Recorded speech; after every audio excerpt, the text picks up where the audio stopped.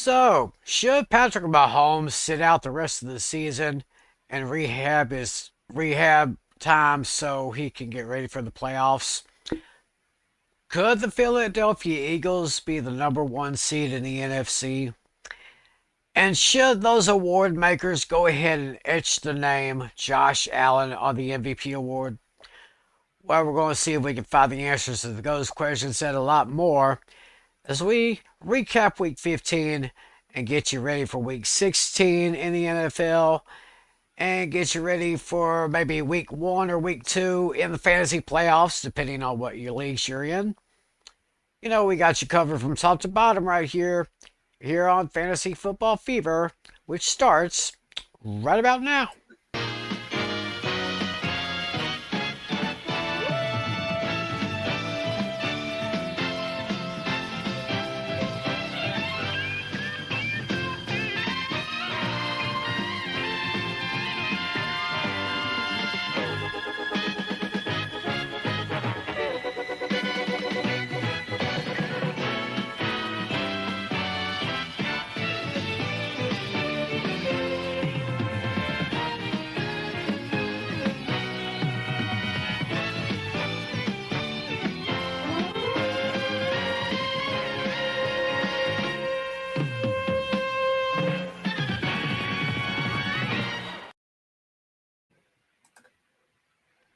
Well, hello everybody, and welcome to another edition of Fantasy Football Fever. It is Tuesday night, December 17th, 2024. Wherever, whenever, and however you're watching, thanks for making this part of your week. My name, of course, is Tim McClellan. And of course, you're familiar with this guy right here. At least you should be by now. It's John Flynn, the host of Hooked on Sports. How you doing, my friend? I'm doing good, Tim. All right, all right. Good to hear that. Our buddy John Natali, our league commissioner, he's running slightly late, but he'll be joining us here in a little bit. Oh, Flynn. I gotta tell you though, this past week, kind of exciting, but I guess it's kind of a double-edged sword because he has some pretty good games, but got a ton of injuries. Yeah, and the running back market took a big hit this week with the injuries to Nick Chubb, David Montgomery, Alvin Kamara's a little banged up as well, and Braylon Allen as well, and it's a little bit of a double edged sword here when it comes to the running backs, but um lessons learned from last year. I applied it this year, and even though I have Alvin Kamara, who is a little banged up, I'm still looking pretty good regardless.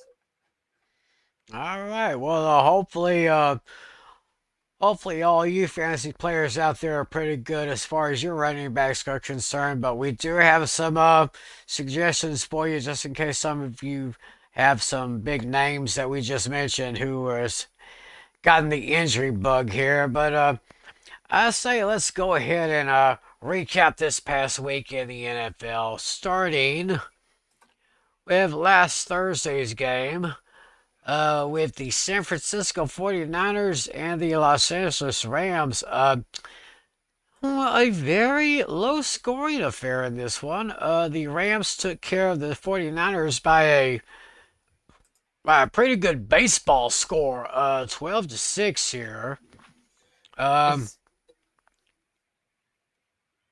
let's see here. Matthew Stafford for the Rams went 16 of 27 for 160 yards. Kyron Williams had 29 carries for 108.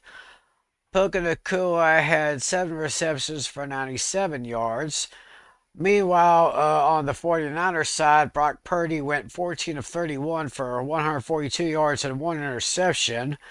Uh, Isaac Guerrero got 16 carries for 57 yards, and George Kittle, 4 receptions for 61 yards. Um, Kind of an underwhelming game, if you ask me.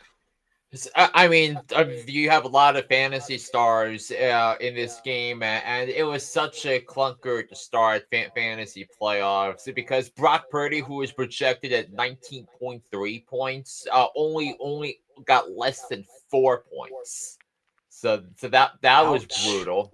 Debo Samuel and Jawan Jennings each scored 5 points or around 5 points, even though they were projected in double digits.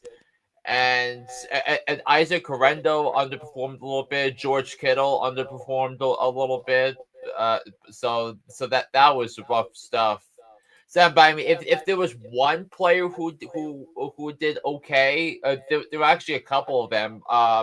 Puka Nakua had 17.8 fantasy points to lead all fantasy scorers in the week, but in that game. But Puka Nakua has done pretty well so far. It was a game where he had 8 targets, caught 7 of them, so not bad. Not bad at all there. So with that, let's see here. Let me get back. Let me get back to that page over there. I was just going to check the situations here. Rams go up to 8-6 for the year. Meanwhile, the 49ers go to 6-8. Meanwhile, starting the Sunday slate of games, the Chiefs got their 13th win of the year by easily taking care of the Cleveland Browns 21-7. For the Chiefs, Patrick Mahomes, 19 of 38 for 159 yards, 2 touchdowns. Kareem Hunt had 13 carries for 45 yards.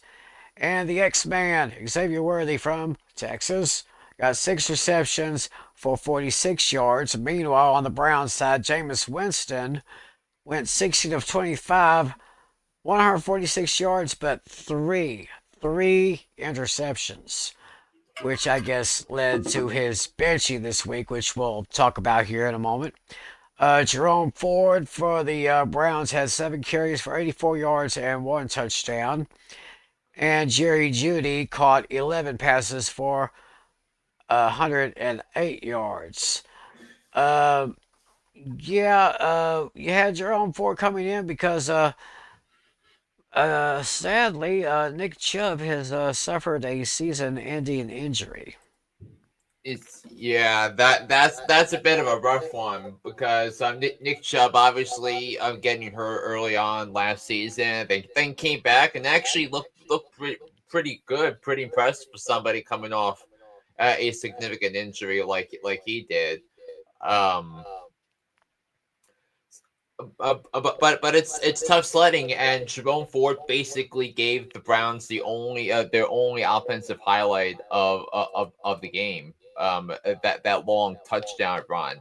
As for Kansas City, the only performer, I mean Noah Gray was the one that caught the touchdown. Travis Kelsey was held to just 27 yards receiving in that game. Um, so we have that, but there wasn't really much to write home about for Kansas City, in fantasy, um for the day, and then of course obviously Jameis Winston. So the Jameis Winston show came to an end, obviously, with those 3 picks. Yep, 3 picks, and he was also sacked 5 times for a total of 37 yards. So, yeah, that was not one of Jameis Winston's best days. Yeah, So the Chiefs, negative 0.36. wow.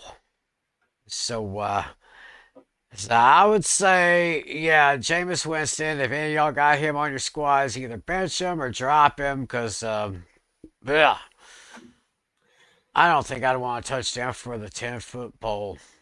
Yeah. So, but Jerome Ford obviously coming in with the injury, but Jerry Judy was the best fantasy performer with 11 catches and on 14 targets for 108 yards. So Judge Judy did pretty good on that one there for the Browns here. Yeah, but the big performer really was the Chiefs defense slash special teams because they forced 5 turnovers.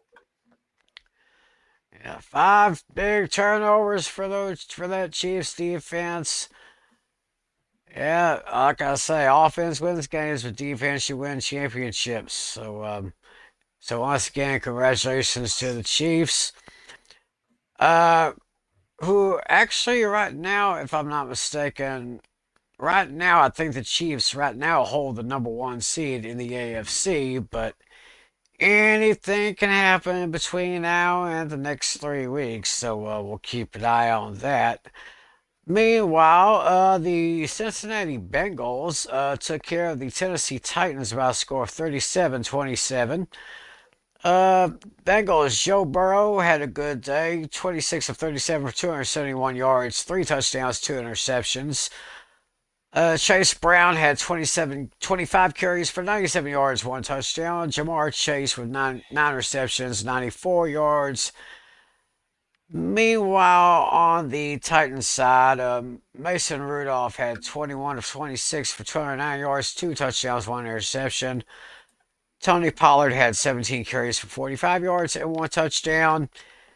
And and Spears for the Titans, Tyjae Spears, 6 receptions, 87 yards, and 1 touchdown. So Bengals had another pretty good day there. Yeah, As we say hello to our league commissioner John Natale. How you doing, buddy? Doing good. Good to see you, bud. So Flynn, Oh, Bengals, another good game. I mean, where was this T Higgins performance last week?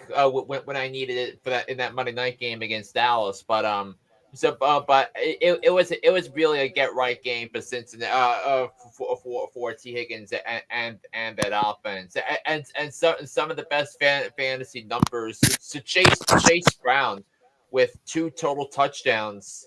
In addition to his 97 rushing yards, he finished with a game high 26.3 points.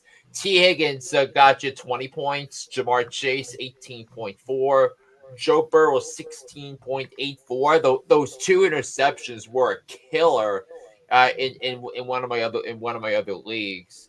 So that was that for Cincinnati. Whereas for the Tennessee Titans, the best fantasy performers, Tyjae Spears. He only had 5 rushing yards, but he had 6 receptions, 87 yards, and a receiving touchdown. So he finished up with 27.2 fantasy points um, uh, last week. So that was pretty impressive, and he was in PPR scoring.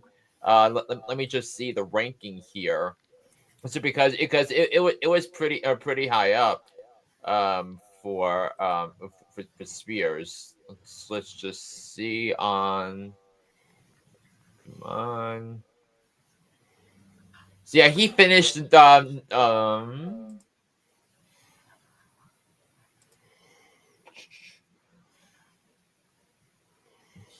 he finished number 3 among fantasy running backs in PPR scoring, only behind Oh, Jameer Gibbs and nice. James Conner. oh wow. And Wow, Chase interesting Brown there. finished and Chase Brown finished 5th. So Chase Mm-hmm. Brown on the season is now uh hold on, let me see where his rank is now with this because I'm interested in seeing in seeing that for Cincinnati.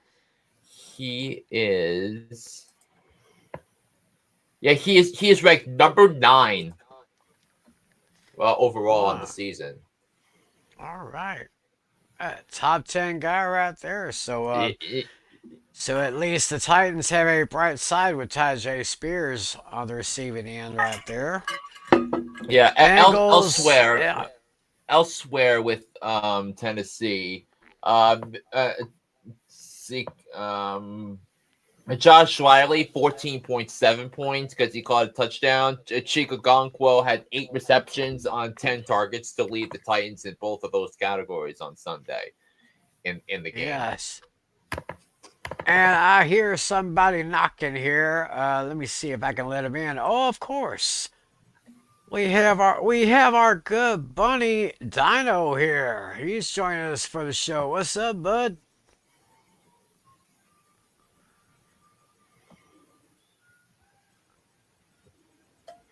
I think he's just like getting in here, but Yeah, but as good as I see.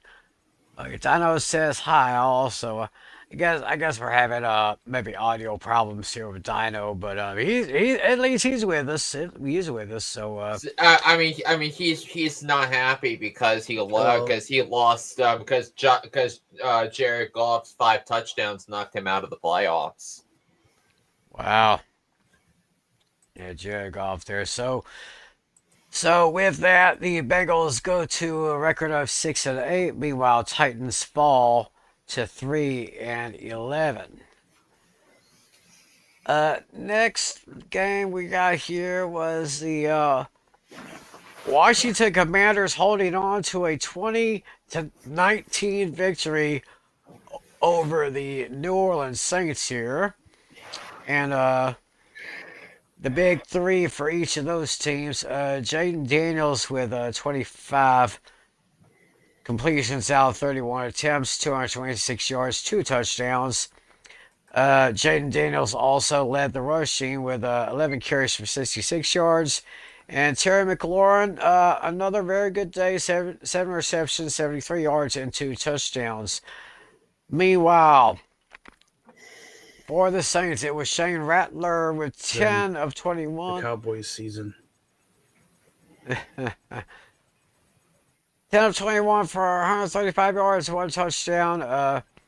Miller for the Saints, 9 carries for 46 yards. And Marquez Valdez-Scantling, 2 reception for 64 yards. So Commanders are 9-5, Saints 5-9. Anything stood out for you Yeah, here, Flynn? and also in this game, Brian Robinson Jr. had 21 carries for 65 yards and 3 receptions for 22 yards. So he finished under his projected total of 11.7 because he did not have a touchdown. But nonetheless, the volume is pretty significant when it comes to Brian Robinson Jr. Terry McLaurin catches multiple touchdowns for is it he has multiple touchdowns for the 4th time this season and in the second straight game. So this is Terry McLaurin's the second straight week where he scored 25 or more PPR points and his 5th 20+ point PPR performance this season. Yeah. And one glaring thing I saw on this one, even though Jaden Daniels went 25 and 31 for 226 and 2 touchdowns, he was also sacked 8 times for a total of 37 yards.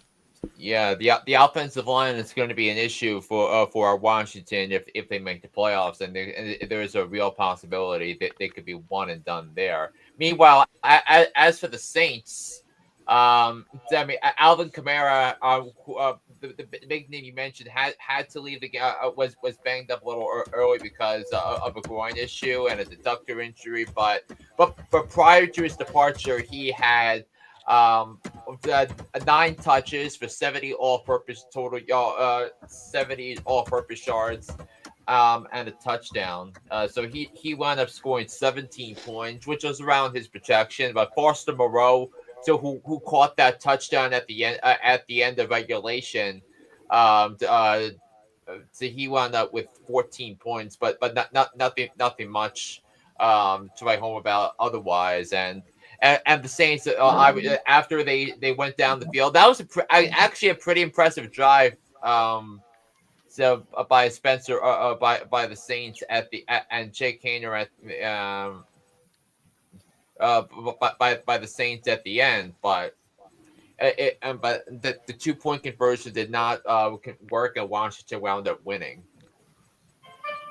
Yeah, so and with that, the Commanders go to 9-5, while the Saints fall to 5-9. And before we get to the next game, I think we have our first fantasy question here. Had David Koo. Uh, I wouldn't say he's any way related to Youngwei Koo. Kachu. I am the Walrus. He's in a pick two flex. He's got looks like Keenan Allen, Aaron Jones.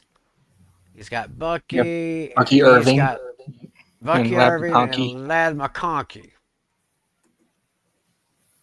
So yeah, I think what he's asking is the two best ones out of those four. Hmm. Let's see. So he's got Keenan. So hold that Keenan Allen thought because I have thoughts on him later on. But then he got Aaron Jones against Seattle, Bucky Irving against Dallas, and then Lab McConkey on Thursday night against Denver. Yeah, out of these, I Hmm. like the running backs here. Yeah, but so I'll explain why I would start Keenan Allen in a little bit. Hmm. Okay, well, stick around, David, because we'll give you a little bit more information concerning Keenan Allen right there. In the meantime, we'll move on to which was a pretty much expected result here in New York, as the Giants dropped to 2-12, losing to the Ravens 35-14. Ravens are now 9-5 on the season. Lamar Jackson, what a day he had. 21 out of 25 for 209 yards. We had five, count them, five big touchdowns. Derrick Henry on the ground had 14 carries for 67 yards.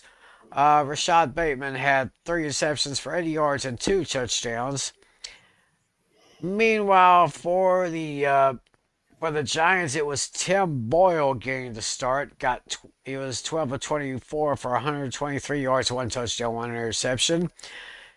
Tyrone Tracy Jr., this young guy who I was he's kind of impressing me a little bit. Got 10 carries, but only 31 yards. So, due to math, that's only 3.1 yards a carry.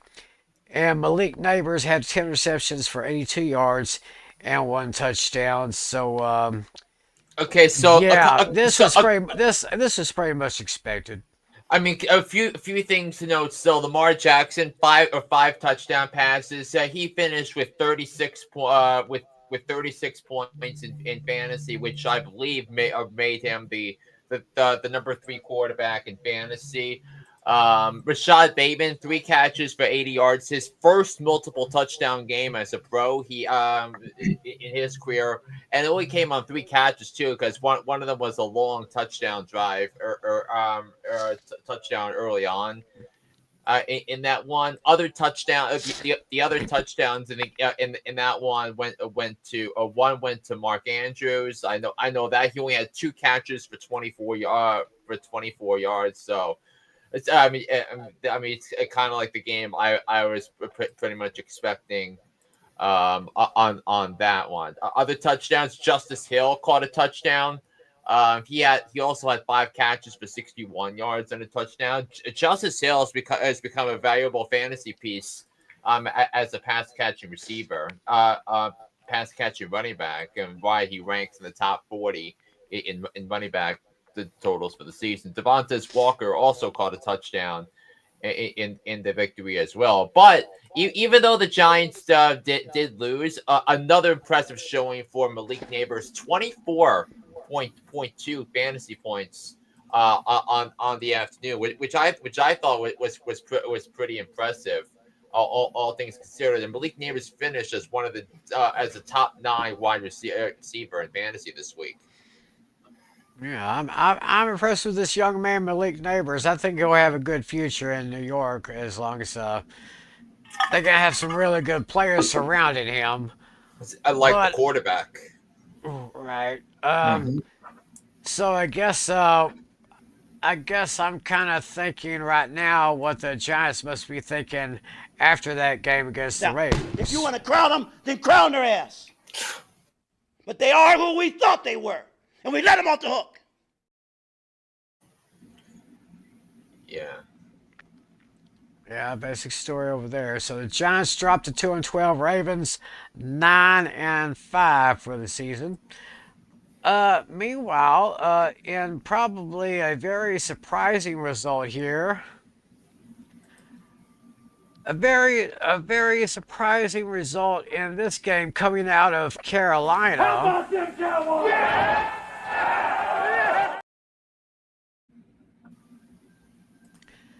My Cowboys took care of the Panthers by a score of 30-14. Cooper Rush went 18 of 29 for 214 yards and 3 touchdowns. Rico Dowdle went 25 carries for 149 yards.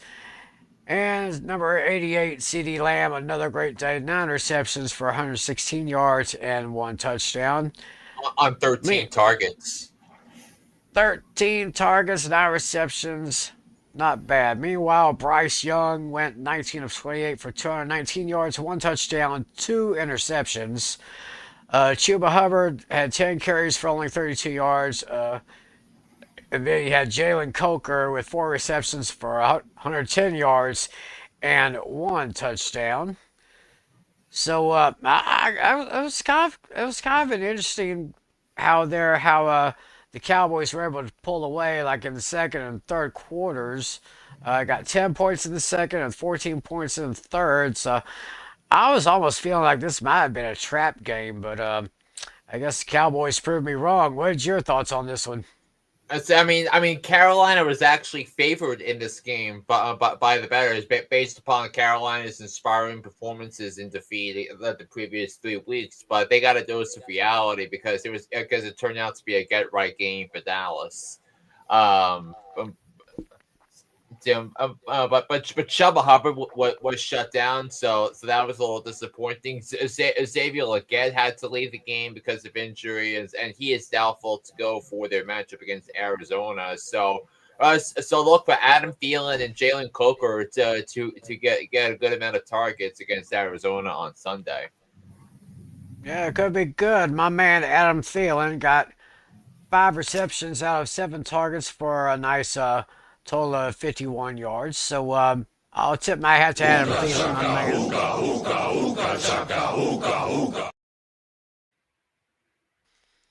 There you go.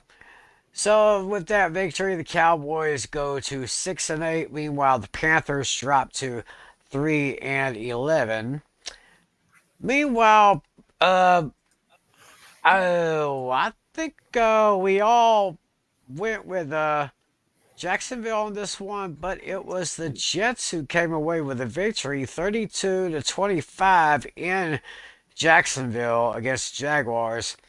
Aaron Rodgers, I guess he righted the ship pretty good, 16 of 30 for 289 yards, 3 touchdowns. He also had 6 carries for 45 yards. And his old buddy Davante Adams, his favorite target, 9 receptions, 198 yards, 2 touchdowns there. See, and before we get to Jacksonville's, Aaron Rodgers wound up scoring 30 points, which was by far his highest total as a Jet. And Davante Adams had one of the best games of his career. Yeah, he wound up leading all receivers in PPR points, 42.8 PPR points on Sunday, which was the most by a receiver this past week. And Davante Adams has another good matchup coming up on Sunday against the Rams. Yeah, that's going to be pretty good. Meanwhile, for the Jaguars, Mac Jones went 31 of 46 for 294 yards, 2 touchdowns, but 2 interceptions. Travis Etienne Jr. had 14 carries for 65 yards. And Brian Thomas Jr. had 10 receptions for 105 yards and 2 touchdowns for the Jags there. See if any got any other notables for the Jaguars. Tank Bigsby, 11 carries for 42 yards.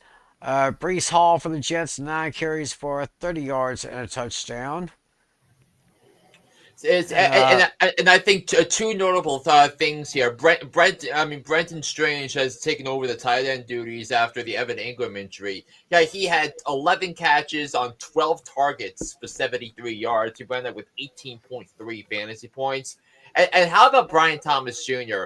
10 catches, 105 yards, 2 more touchdown receptions, and for the season.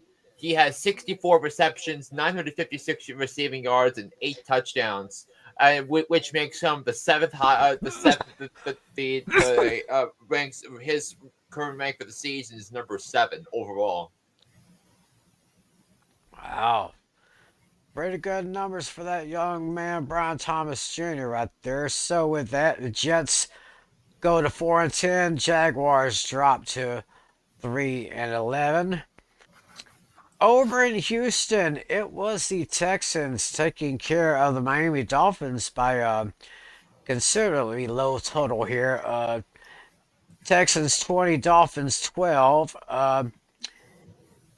Tua Tagovailoa went 29 of 40 for 196 yards, 1 touchdown, but 3 interceptions.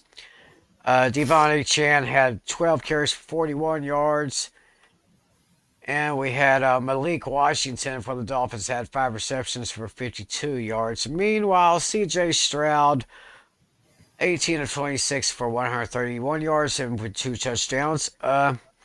We have Dare Ogunbagaya. I can't even pronounce that name. We had 1 carry for 35 yards. And Joe Mixon, 5 receptions for 33 yards. And the winning effort for the Texans. Other notables here, Raheem Mostert had 6 carries for only 8 yards. Let's see here. Tank Dell for the Texans, 2 receptions from 2 targets, 26 yards. And this one guy, Jonnu Smith, I'm getting more and more impressed with this guy. He had 9 receptions off of 11 targets for 48 yards and a touchdown. So, pretty good right there. I mean, he's turning out to be a top 5 tight end for the season. And also, by the way, I've been saying all season long. I said it during the offseason. I said it during the season. Avoid Tyreek Hill for the fantasy playoffs, and he scored less than 6 points in the game against the Texans. Can't say he didn't warn you.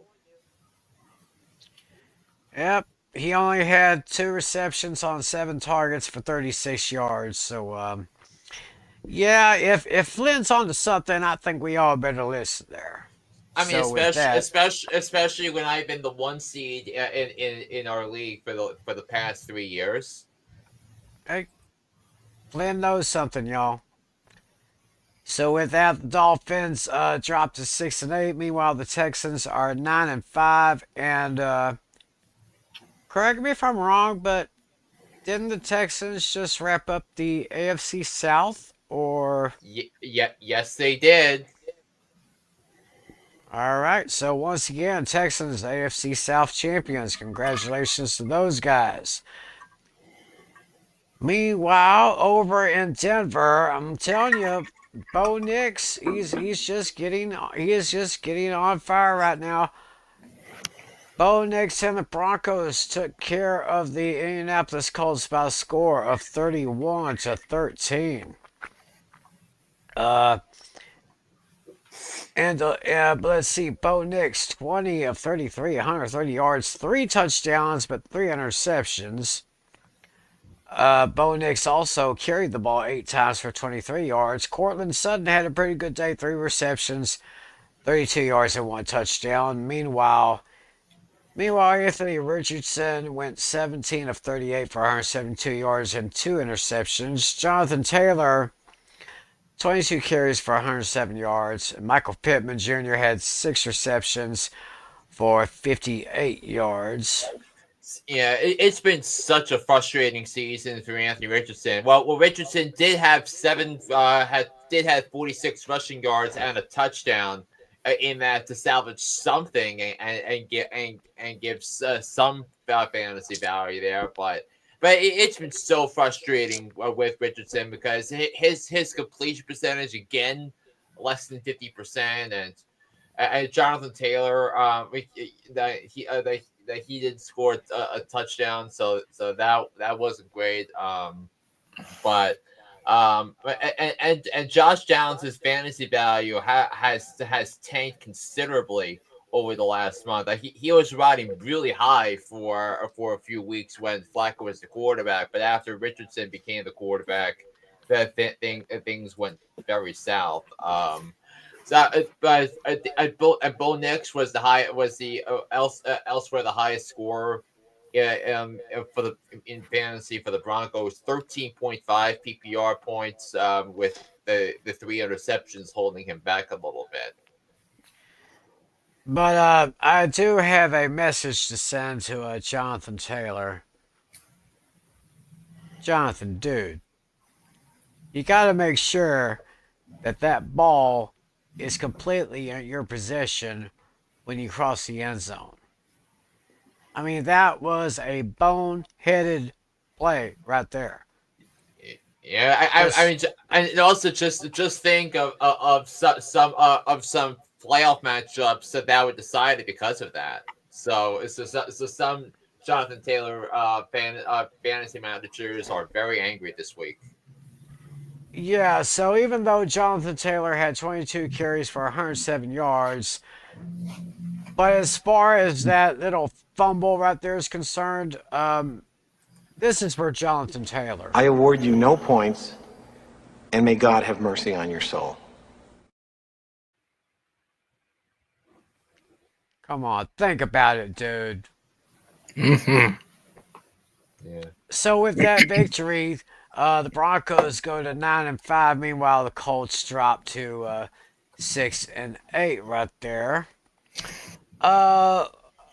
Very, very entertaining game here.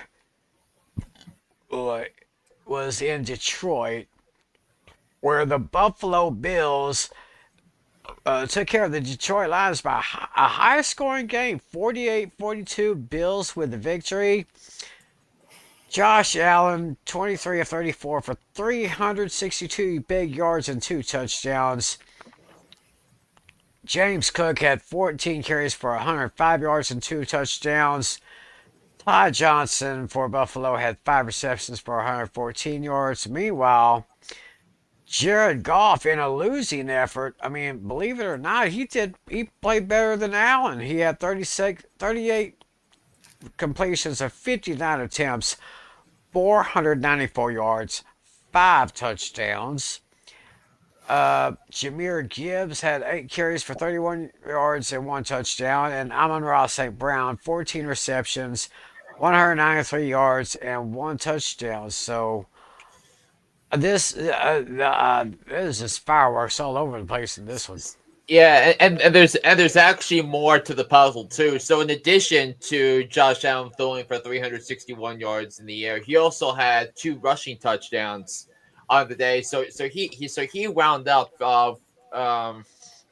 finishing again with 40 plus fantasy points, and that was the case for the second straight week. Because remember, he had the 6 touchdown performance last week, and now he's got this one this week. Yeah, he is playing on such an incredibly high level. He's going to be the MVP.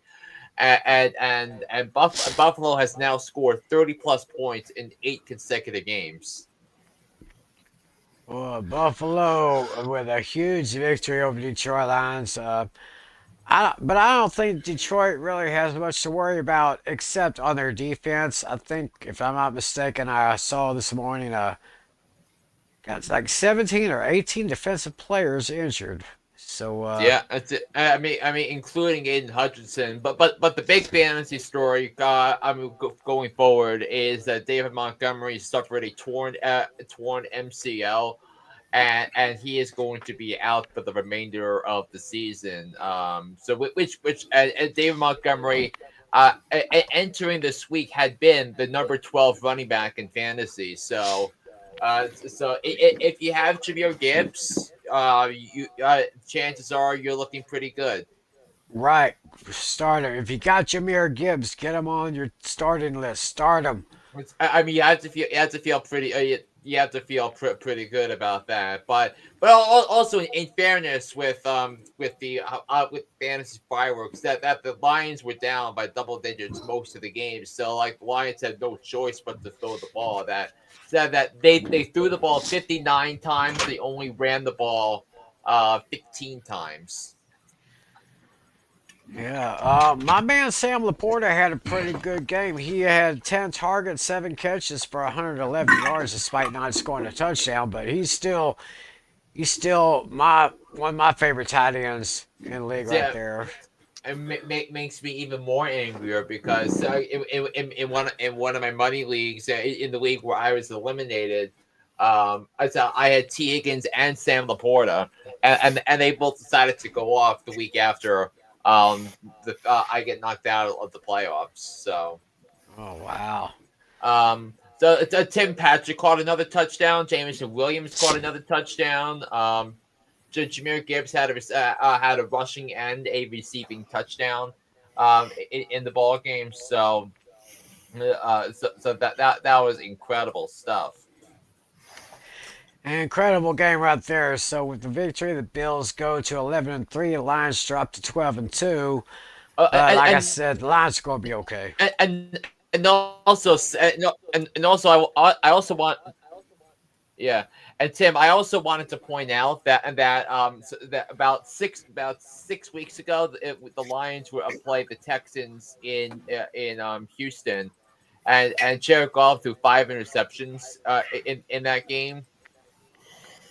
And since then, ready for this? 71% completion percentage, 1,679 passing yards, 14 touchdowns, 1 interception.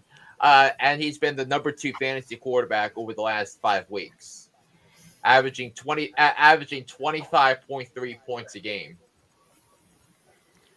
Wow. If you people got Jared Goff on your team, hold on tight. Don't let that boy go. Yeah, and also for those Jared Goff have rewarded managers who didn't lose trust in him.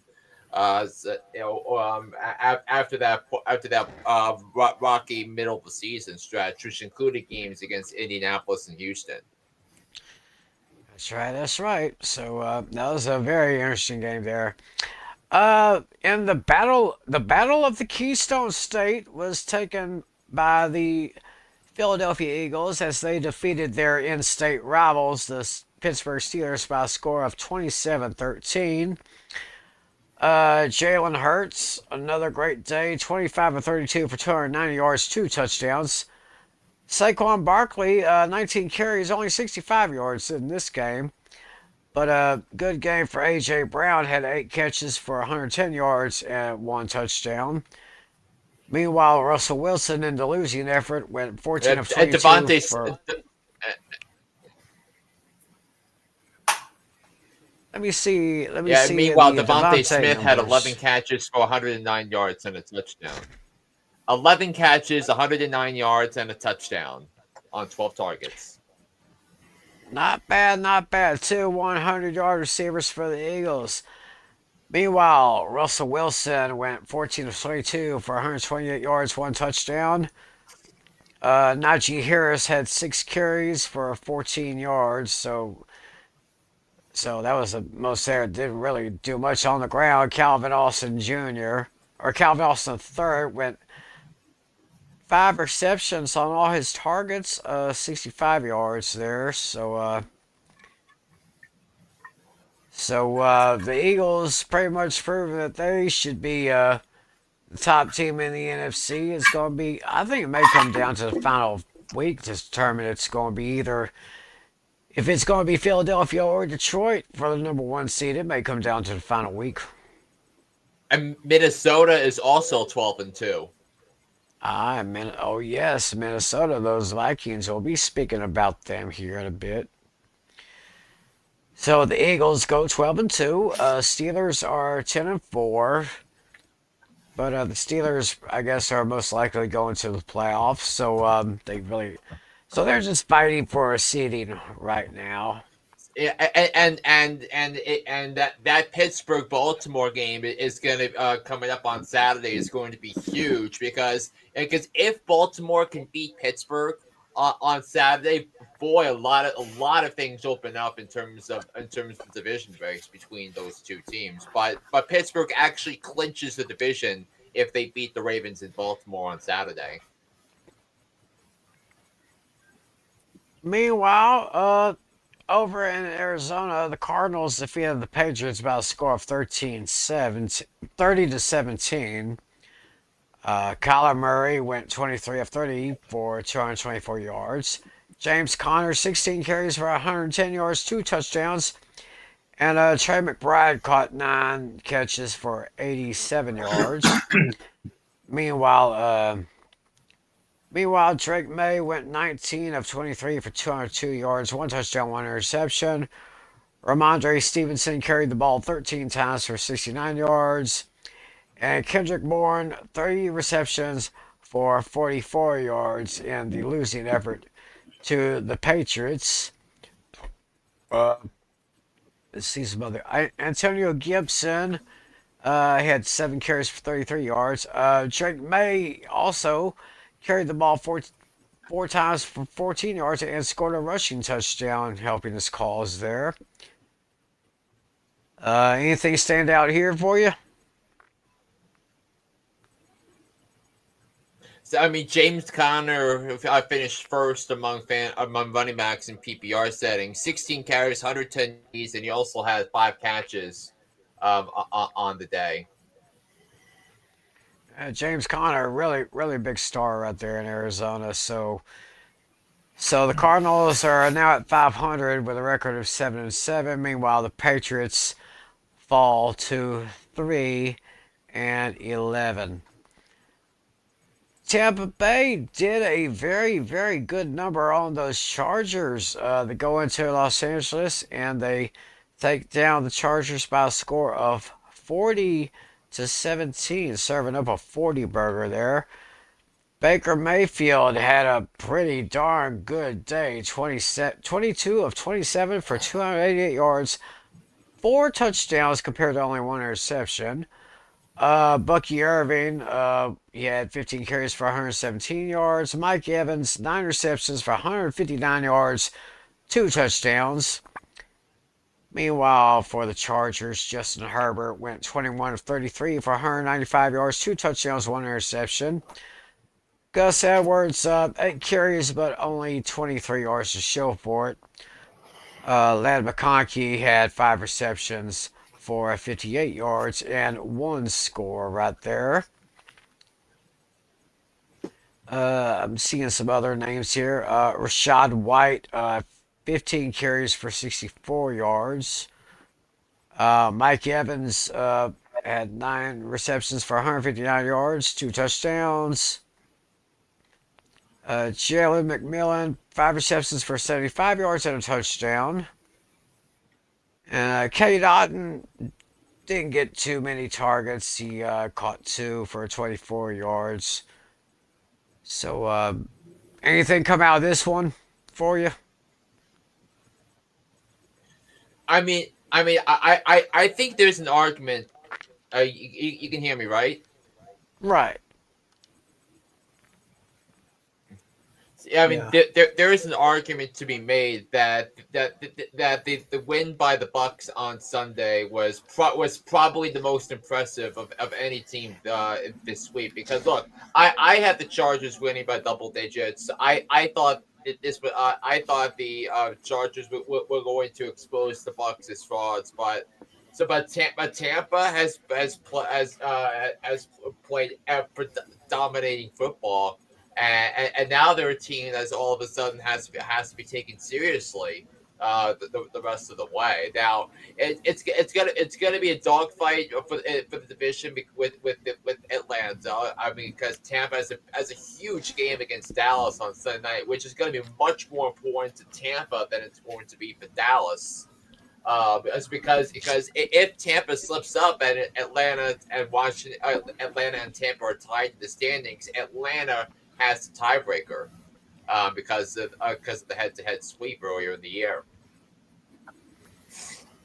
Yeah, I'm kind of hoping that the Cowboys kind of paid attention to this one because that's going to be very interesting matchup coming up this Sunday night. Of course, we'll talk about that in a little bit. Buccaneers go to 8-6, which is the same record that the Chargers now have.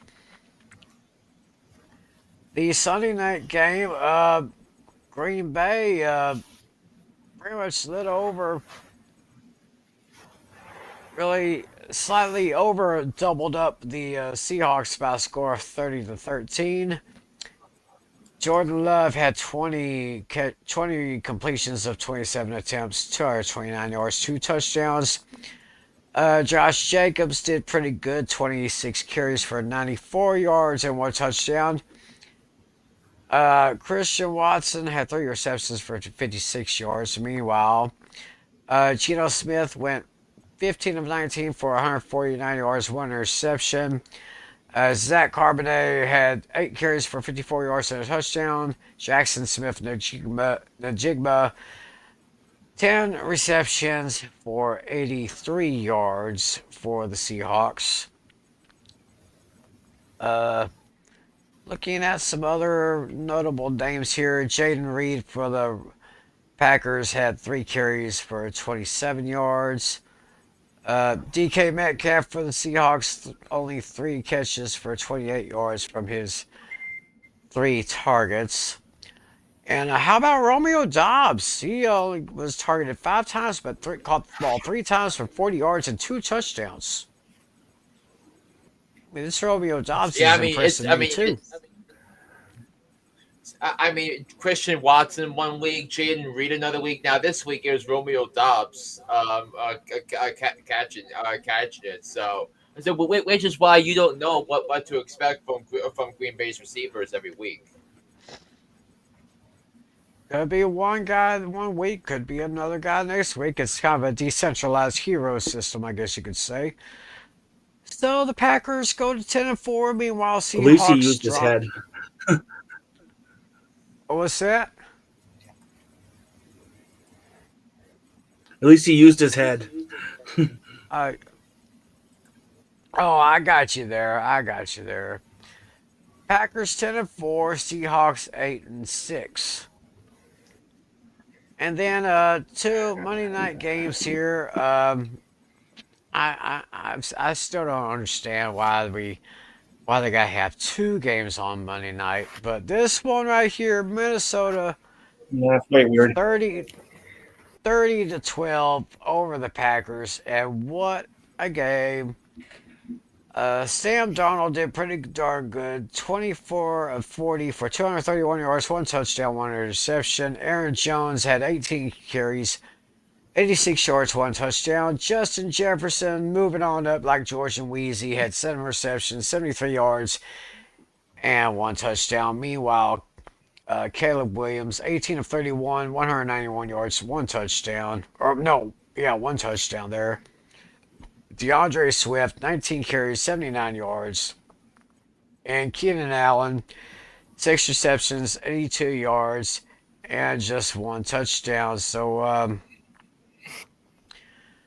man, what I thought was going to be a promising season for the Bears has just become total trash. Yeah, no question about it. I mean, the Bears, were already eliminated from postseason contention with the Washington win on Sunday, and that them just being a no-show makes it a lot worse. Yeah, but Sam Darnold, even though he did not put up the fantasy numbers that he's not putting up those fantasy numbers that he's been putting up the last 6 weeks. I mean, last week he had 34.6 fantasy points with that 5 touchdown performance against Atlanta. He jumped all the way down to 12.2 with that just that one touchdown to Justin Jefferson. Yeah. Looking at some other notable names, Jordan Addison, 9 targets, 7 receptions for 63 yards. TJ Hawkinson had 7 targets, got 5 catches for 52 yards. For the Bears, DJ Moore had 8 targets, 8 receptions, 46 yards. And the rookie, Roma Dunze, only 2 catches from 7 targets for 39 yards in the losing effort there. So the Vikings are, once as we said, 12-2. Bears are 4-10. And the last game from last week, the Atlanta Falcons took care of the Las Vegas Raiders by a score of 15-9. Uh, Kirk Cousins, well, he doesn't really play too good on prime time, but he had 11 of 17 for 112 yards, 1 touchdown, 1 interception. Bijan Robinson, my man from Texas, 22 carries for 125 yards. Drake London, 3 receptions, 53 yards, 1 touchdown.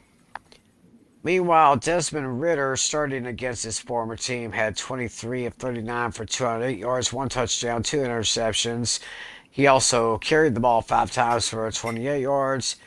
And Jacoby Myers, 5 receptions for 59 yards there. So Atlanta 7-7. Raiders are just 12-2. Um, let's see here. Uh, Other names here. Alexander Madison for the Raiders had 7 carries for 21 yards. Tyler Algier had 12 carries for 43 yards.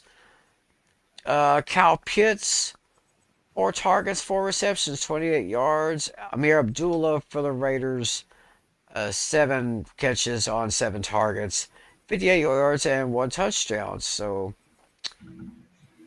I didn't really see anything to talk about here. I mean, with Desmond Ritter's not going to be the starting quarterback, and then now you lose Gardner Minshew, now you lose Aiden O'Connell, and now you're going to be throwing out Desmond Ritter. You might as well choose Kobe Myers over Brock Bowers at this point. So because if he's not going to throw the ball to him, but Brock Bowers should have a good matchup against Jacksonville coming up on Sunday. But is he going to get enough enough targets though for that? Yeah, that's true. So Atlanta's still holding pace in the NFC South, while the Raiders are pretty much just fading away and maybe getting maybe. I'd say at this pace, the Raiders may get maybe a top 3 draft pick next year. I mean, right now the Raiders would be the number 2 pick, while the Giants would be number 1. Aha. So that's pretty much the NFL last week. So all right. So Natalie, my friend, I think it's time to put you to work now. It's time for you to earn your keep, because we gotta talk about our first round of our league playoffs. So I think his screen is frozen. So he logged out for now. Then he's going to go back in. We'll see if we'll see if we'll be able to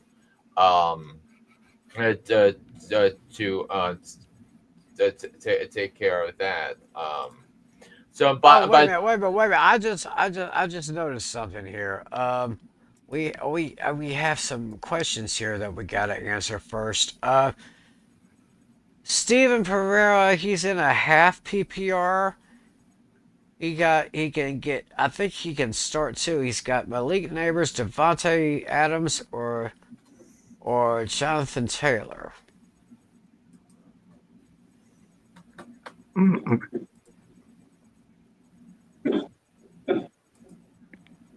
Yellow. You can try to get the right settings here. He's got Malik Nabers, Davante Adams, Jonathan Taylor. Ooh, this is a If tough I one. had if I had to pick two of those, I'd probably take. This is just me. I'd take Adams and Taylor maybe, but I Yeah, wouldn't totally I, overlook Neighbors. listen, I would take Neighbors and Adams. Neighbors and Adams, okay. So so Adams. So I guess we all agree on Davante Adams at least. So Oh yeah, for sure. I okay, go Adam Taylor. As long as he okay, doesn't we drop the ball in the end zone. exactly. We have Mr. Magic. He he starts either Sam Darnold or Matthew Stafford. Well, so Sam Darnold is going to be starting against the Seahawks, Mhm. and Stafford will be starting against the Bears. I'd say hands down Stafford. I mean, Wait. Yeah, I gotta have those touchdown points. No. I'm still thinking of Matthew Stafford when he was playing with the Rams before he was traded to the Lions. The line. So, yeah, so wait, no, no, Stafford was traded to the Rams from the Lions. traded to the Rams from the Yeah. Lions, right? Yeah, So, and it's a, but I would start Darnold because he's been playing at such a high level over the last Mhm. few weeks, and the Right. And the Minnesota Vikings are 12-2 now, so Mhm. yeah, I'd go with Darnold myself. So, Yeah, the matchup thanks. is more favorable. Oh yes. We have CJ Detroit. Uh, I guess this guy's asking I for a regret not keeping him. defense. Detroit, Atlanta, Buffalo, or Cincinnati as far as defense is concerned. Mm. I would start. Let's see, guys. Cincy against Cleveland and a new quarterback. Buffalo's taking on the Patriots. The Falcons are taking on the New York Football Giants, while the Lions got Caleb Williams and the Bears. So definitely not Detroit. I'm thinking either Cincy or I'm thinking Cincy. Yeah, I'm leaning towards the Falcons simply because the Giants are a dumpster fire. They're the worst offensive team out of who they're playing, basically. Yeah. Right. Giants can't Yeah. score at all. No. I mean, if they start Tim Boyle on Sunday, I mean, Tim Boyle actually threw with anticipation. We haven't seen that from a Giants quarterback all year. Mm. Right. You saw that touchdown pass to Malik Nabers in garbage time. Yeah. Yeah. So I'd probably go with Atlanta. They're going against the Giants. The Giants can't do crap. So that's my pick right there. My pick would be Cincinnati against Cleveland. Cincinnati against Cleveland. That'd be a good one. Okay, Derek says he's in a PPR. He can start one tight end, Hunter Henry, Dalton Kincaid, or that guy that we mentioned, Strange. Brent, I mean, Jacksonville's offense. The Doug Peterson offense. If you remember, when he was with the Eagles, Zach Ertz was a big fantasy name, as was the case of Dallas Goedert eventually later on. Then and Evan Ingram's fantasy production went up after he left the Giants, and he went into a system where it was favorable for tight ends. So I'm going to go with Brenton Strange coming forward this week with a favorable matchup against the Raiders. It's a name that we don't really hear about much often, but give that boy some time, and I think he's going to do pretty good. Mr. Magic has another issue here. what does he say? Do you think Kamara plays? If not, he'll have to play Keenan Allen or Devontae Smith. So I have Kamara in our league, and like I had to move Kamara from my running back spot to a flex spot in case he wasn't going to play. I mean, I already had Saquon Barkley and and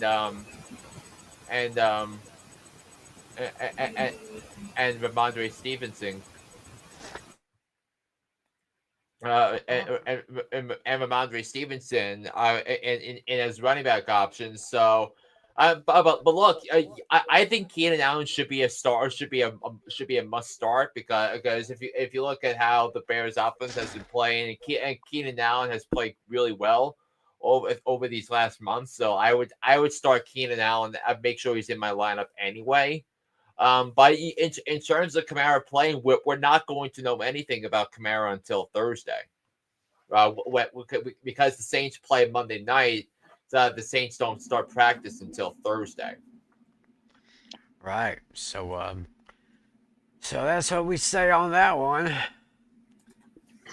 Thanks for the questions, guys. Your questions are really, really great here. But right now, let's get back to Natalie. He's going to give us our fantasy football fever league roundup. And well, first of all, may I say to you, Natalie, congratulations on your victory over me. Thank you. Go ahead.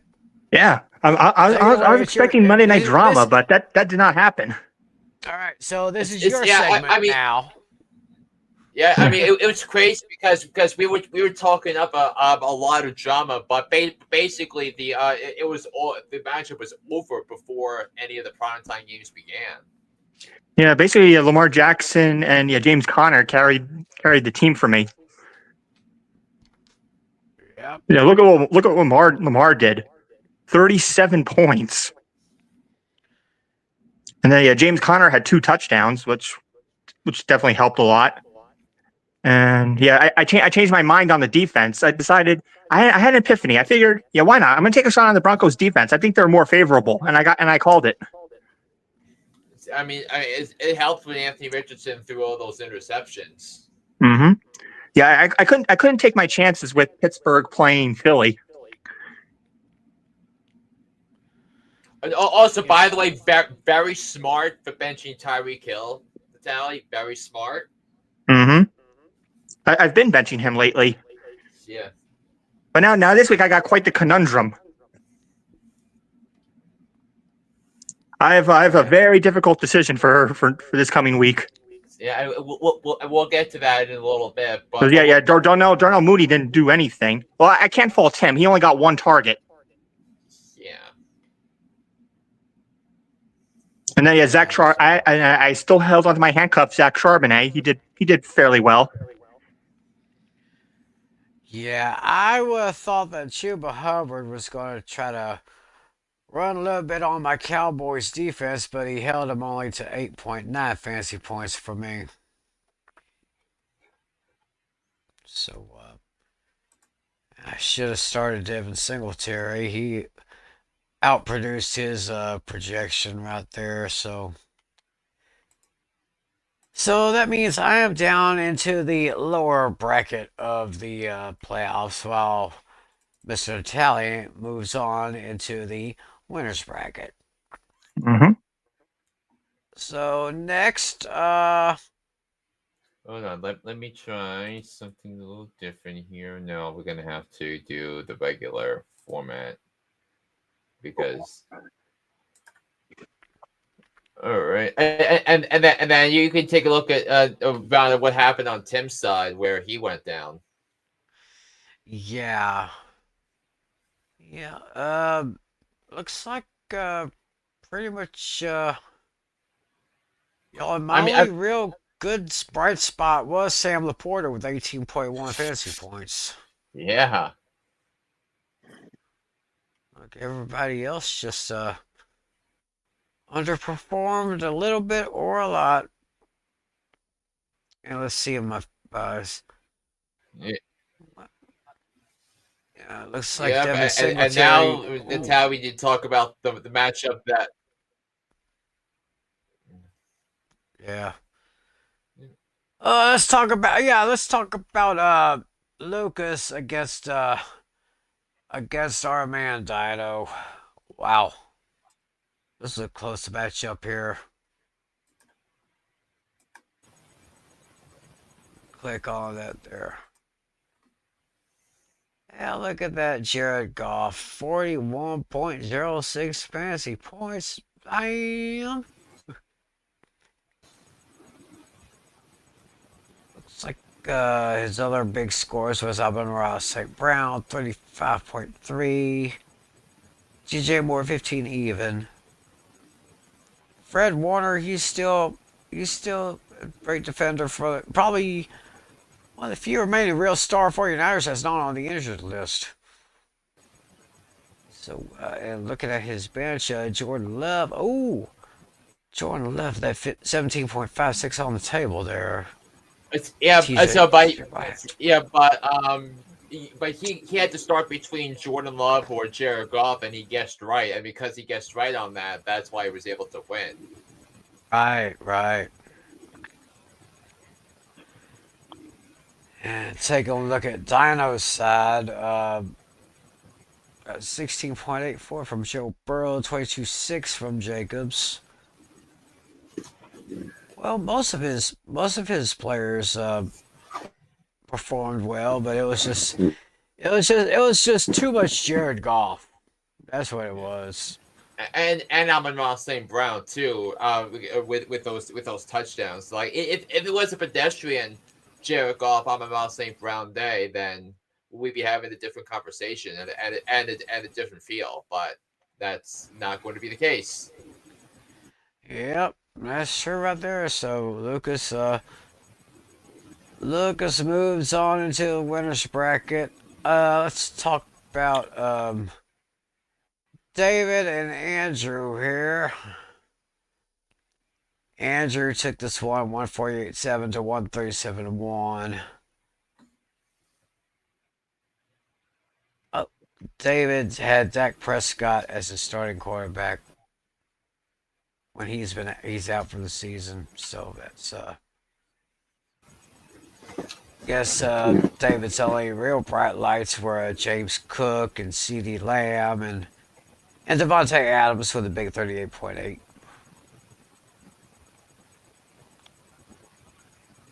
Ooh, 28.5 on the bench from Brian Thomas Jr. 19.3 from Jackson Smith-Njigba. Meanwhile, Andrew had 28.1 from Jalen Hurts. 21.8 from Jerry Jeudy. 19.6 from Xavier Worthy. And top bench player Brandon McManus, the kicker for Green Bay, with 13. So looks like Andrew moves on there. Yeah, and Jake Elliott only didn't have too much of a job up. He put up 10 points. Right. On the kicking front, but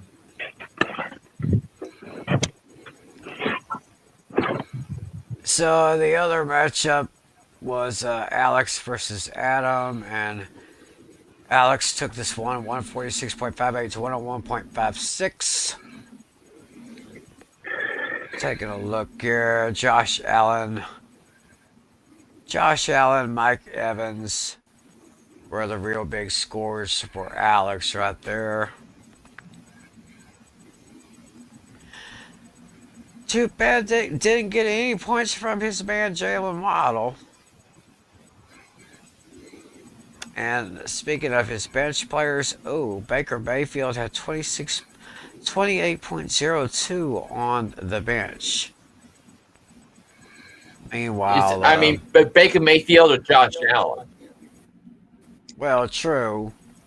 If you had to pick one or the other, I'd go Allen. Meanwhile, Adam got only 15.76 for Patrick Mahomes, and pretty much every one of his starters pretty much underperformed, except the Cowboys' defense and special teams got him 22 points. And Chase McLaughlin had 18 on the bench, and Dolphins' defense special teams had 13. Neil Abdullah 17.6 on the bench, so that's pretty much how that went. So looking ahead, so why don't we go ahead and look ahead now to the week 2 playoffs here. I don't know where y'all want to start, because I got a restroom break I have to take, so somebody's gonna have to take over. I'll be right back.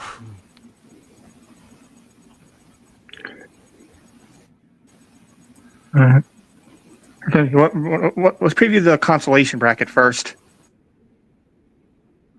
Yeah, but we that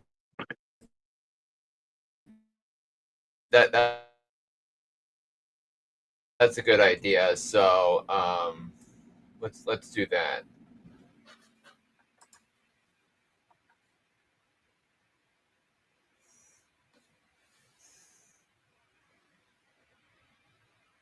Yeah, I think Adam You has see it, definitely has the Tally? advantage there. Yes, yeah. So 127.5 for Adam, 112.0 for David right now. Yeah. Yeah, it looks like Adam's starting Brock Purdy this time and benching Mahomes. Yeah, I mean, finally he benches Patrick Mahomes. Yeah. But yeah, I wouldn't be surprised if he Which is, reshuffles the lineup, since he's, as of right now, he's active. yeah, but but Patrick Mahomes did practice this week, so Yep.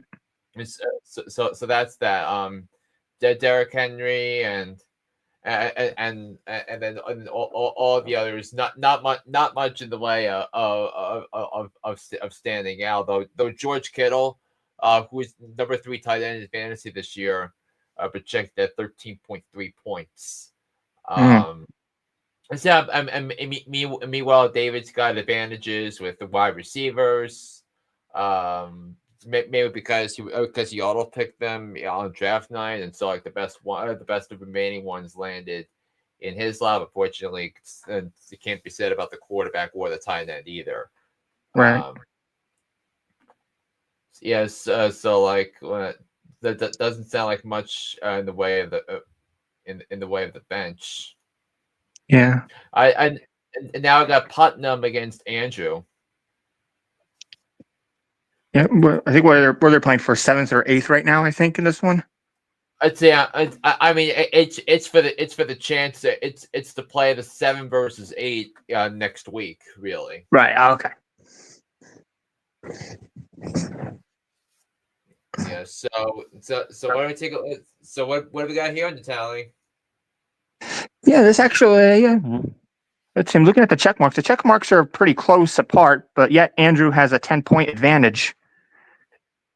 Yeah. Well, I mean, Alex has the best quarterback in the league, but that basically offsets what Andrew has at the running back position. Yeah. So this can have to go either way, despite the projections. Yeah, Andrew's got the advantage in the running back side, but Alex has the advantage in the wide receiver side. Yeah, but I think the big matchup. I think you nailed it. Travis Etienne and Javonte Williams, well, 2 running backs that are not in the top 25 this season. And I think these were like big letdowns, really. And also the reason why he's got Nick Chubb and he's out. So yeah. Maybe Jerome Ford might be an intriguing waiver wire possibility. I mean, look at the Christian McCaffrey and Nick Chubb, two of the biggest fantasy names at running back, and Putnam had both of them, and both of them are out. Yeah, so. And this is the second time Chubb is out. He missed the half of the regular season already. Yeah, I know. What do you play? Two games when he came back. That's it. Yeah, I mean, let's see Nick Chubb. Let's take a look at his numbers. He missed the first 6 games of the season, and then came back week 7. Then had one really good game, in the snow game against Pittsburgh, but He is, but I mean, I couldn't touch him because he was coming off that major knee injury. Right. So and his season is over. Yep. Meanwhile, Andrew's got Jalen Hurts, Bijan Robinson, Bucky Irving, and he's does has his next highest projected numbers is a 12.8 number from Cortland Sutton. All right, so let's do the 5th versus 6th game. So this actually is not going to mean anything because they're going to face off for 5th and 6th place next week. Right. It's just the winners consolation bracket. But Dino has a 10-point projection ahead of Tim. Mm-hmm. And it's despite him not having the defense / special teams, but it's not going to matter at the end. So one of them is going to finish 5th, and one is going to finish 6th. What is going to matter is the semifinals, and the first one we're going to preview is the one between Lucas and Casey, and look at the score there. Yeah, I got some pretty close numbers here. Yeah, what stands out to you? This one. Let's see. Well, right now, I mean, Lucas is going to get the clear advantage on the running back side with David Montgomery out. That's only going to be more playing time for Jahmyr Gibbs. And let's see. Yeah, Casey's got Jahmyr Gibbs. Oh, whoops. Yeah, I misread that. Yeah. And then let's see. Yeah, I mean, looking at the wide receiver side, yeah, this is weird. This is like super balanced. While Casey has the running advantage, Lucas has the receiving advantage. Yeah, George Pickens potentially coming back from an injury. Hopefully he does. In his case, this is kind of weird. Yeah, putting projections aside, I don't know. I'm leaning towards Lucas on this one, despite what the projection says. I mean, if Jahmyr, let's say if the Lions and Bears game has a lot of projections for them running the ball, you think Jahmyr Gibbs is going to have 20 attempts? I mean, if he has 20 attempts behind that offensive line, he could have 100 yards and a touchdown easily. Yeah, I could definitely see that happening, especially against a division rival here. Yeah. Although the Bears have nothing to play for, really. But you think the Bears going to want to spoil the party over the next few weeks? True, that's another good point. Yeah, and also the Lions are so banged up defensively too. It's a much easier matchup for the Bears offense this week. Yeah, because the Bears defense they saw last night was a healthy defense, not this one. Right. But yeah, putting projection aside, I'm predicting Lucas to win this one when I construct the roster here. Yeah. But what do you think overall if you were to pick? Putting projections aside. I mean it depends.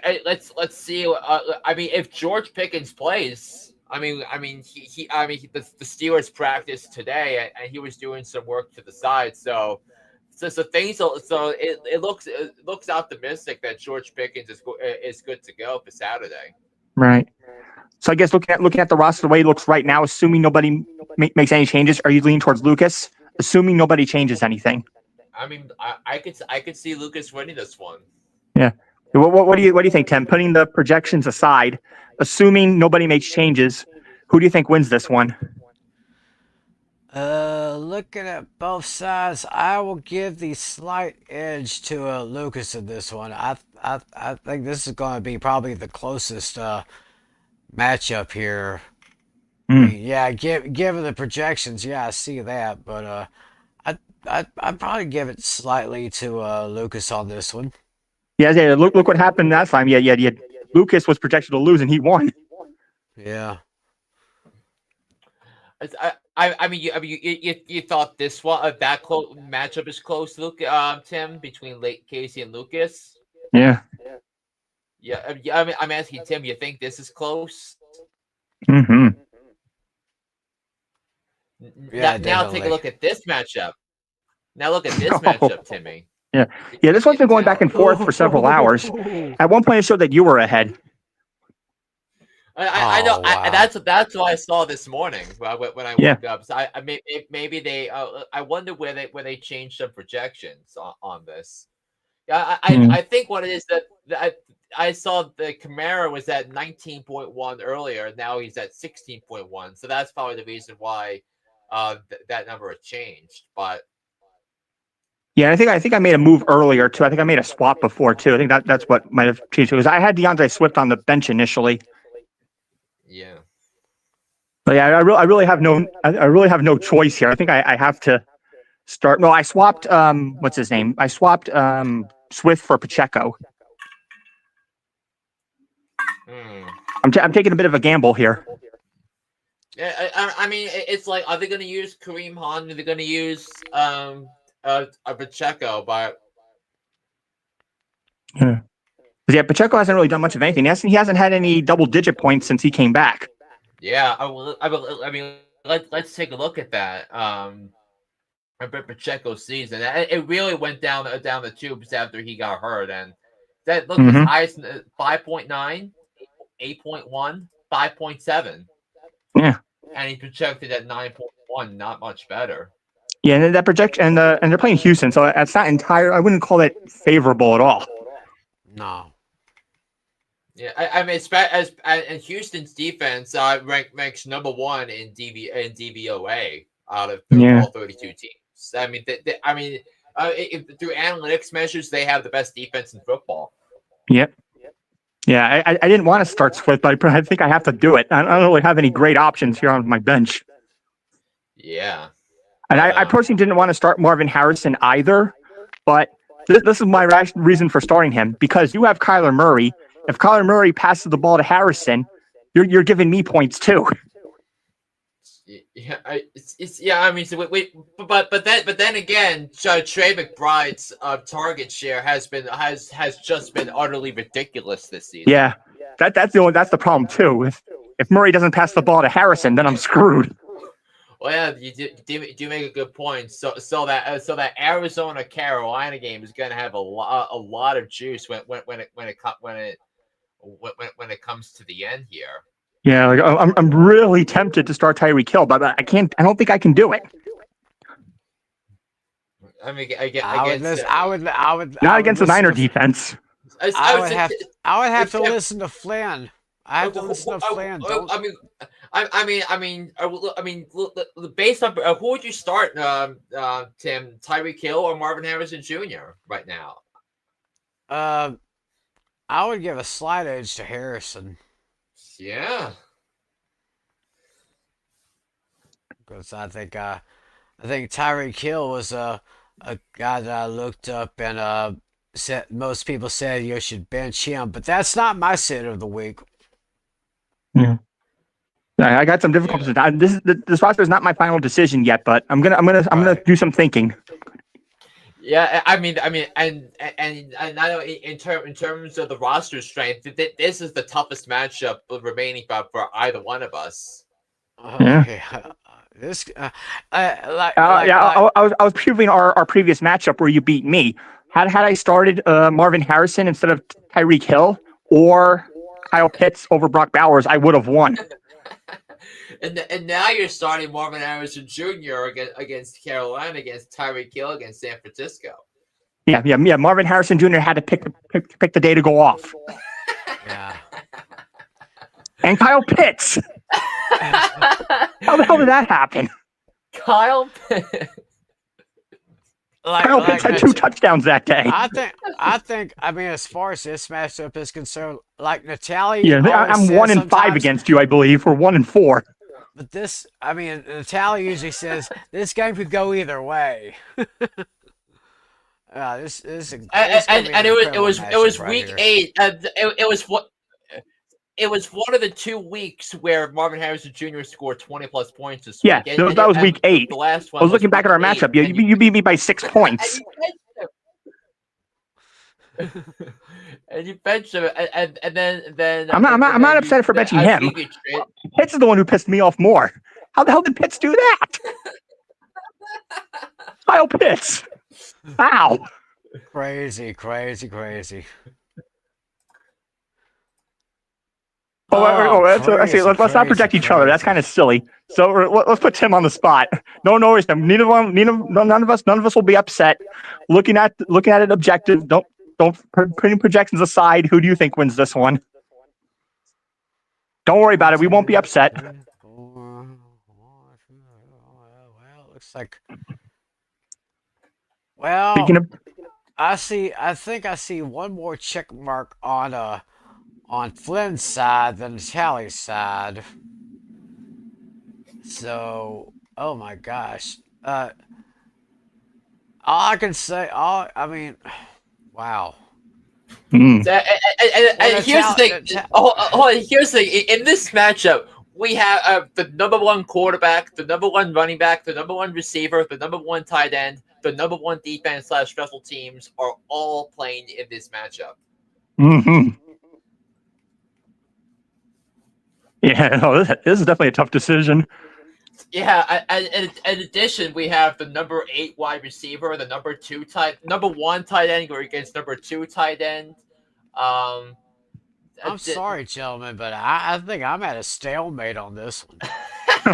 Oh, wow. Yes. Sorry. I'm sorry. Yeah, but Yeah. Flynn's also has quite a conundrum because what's going to happen if Kamara's ruled out at the last minute? I mean, You got quite the conundrum. Which is exactly why I put Kamara in my flex spot because then I can slot Ramondre Stevenson against Philly. Yeah, if you have already beat me by Monday night, then it's a moot point. But we'll see. But I think the thing is we'll probably know by Saturday. If Kamara's going to go, based on his practice designation. But I mean, if that I could then I would throw in either Devontae Smith or Keenan Allen. Yeah, one problem is though, what if he's a game time decision? Then you might be in trouble. I mean, if he's not a full participant by Saturday, I'm going to bench Kamara and put in Keenan Allen. Okay, yeah, fair enough. Yeah, I mean, especially against you, I can't risk it. Yeah, fair enough. But like I said, if you're already ahead of me before Monday night, then it's a moot point. Yeah, I mean, do you have? I don't have any Sunday night games or Monday games. Yeah, I mean, let's see. The Sunday night game is Tampa Dallas. So I have Brandon Aubrey on Sunday. Yeah, night. so nothing too flashy there. Nothing big point wise, unless he kicks a bunch of field goals. I mean, or one of his standard 60+ yarders. Yeah. All right. What other matchups have we looked at? I think that was the last one. Yeah, that was the last one. And yeah, we saved that one for last purposely because that was the most intriguing one. Yeah. Yeah. All right, Derek. He has a question. PPR start one tight end. Henry against Buffalo. Oh, we already answered that. We probably said it would be strange against the Raiders. So I think we already covered that one. We have Chandler Costantino. Start Purdy or Knicks, Strange or Schultz, or Packers, Broncos, or Falcons. He's at a PPR 6-point passing touchdowns.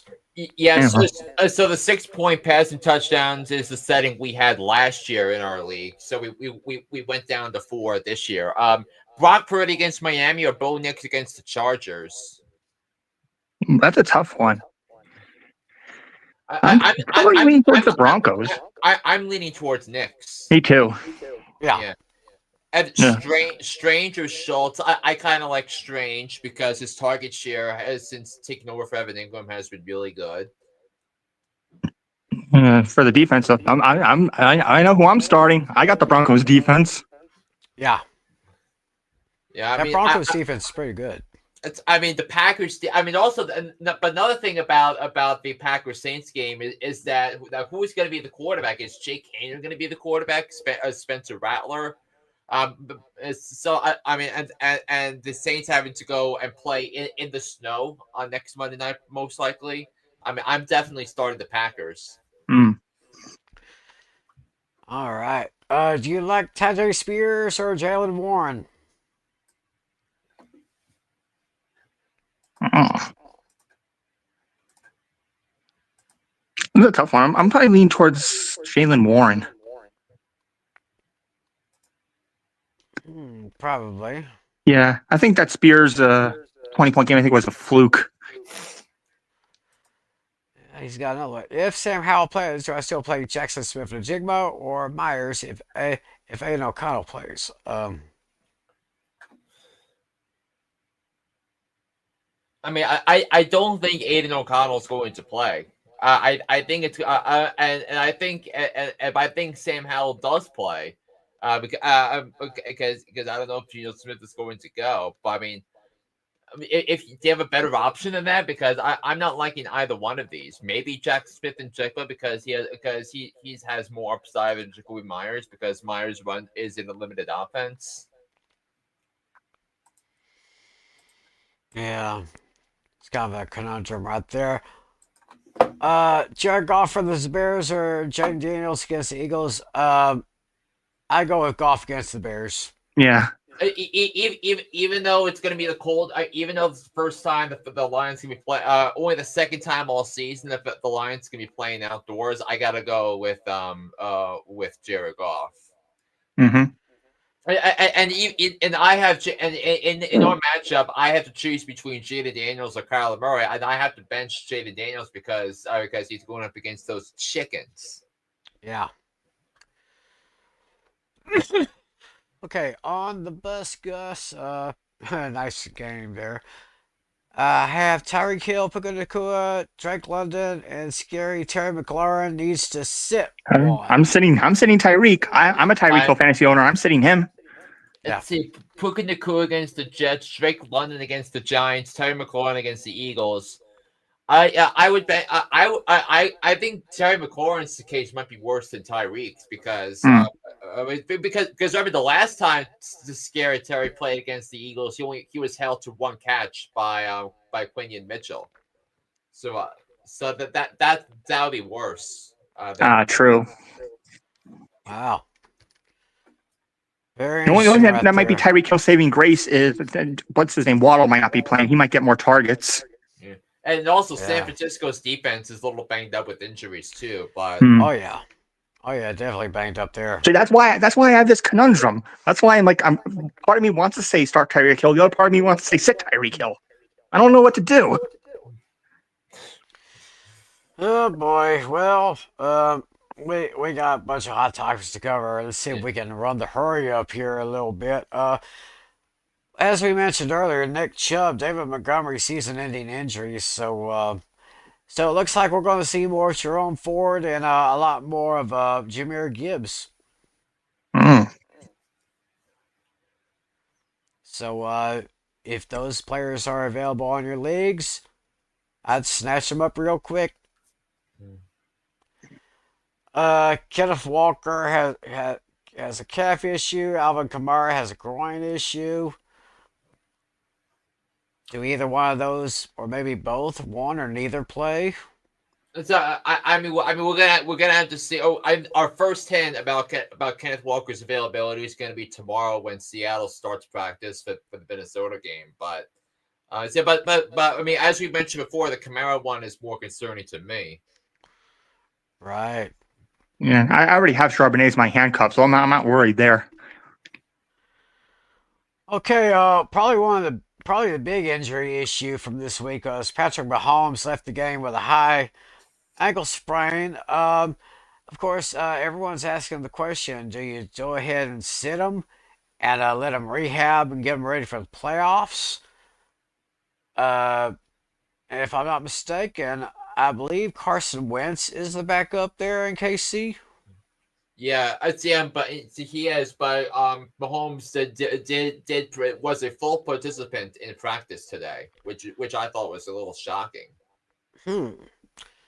So I guess it looks like Mahomes will be ready to go up against Houston on Saturday. Yeah. Earlier today, the line was Houston -2.5, but prior to me, but then prior to me sending out those spreads to you, Houston, the Chiefs are now the 2.5-point favorites. Cedric Tillman on concussion, but he could return.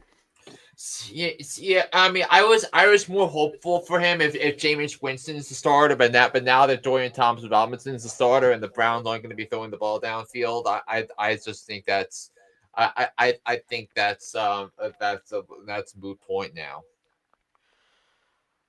What about George Pickens for the Steelers?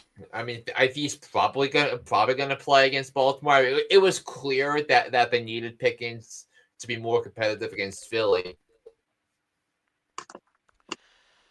We have a Xavier Leggett has a groin injury. Says he's doubtful for the Sunday game against Arizona. Yes, we went over that. So I think Coker and Thielen are probably going to be the main targets for Bryce Young on Sunday.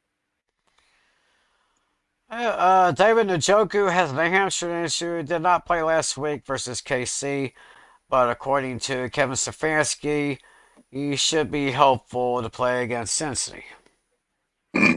Yeah, but I mean, if Dorian Thompson-Robinson is capable of completing the forward pass, I think he's going to have a big game. Zach Ertz suffered a concussion in the second half of Sunday against the Saints. His status, Zach Ertz' status for the Eagles, is doubtful right now. So we'll just have to keep an eye on that one. Tyler Higbee planning on making a return to the Rams 11 months after tearing his ACL.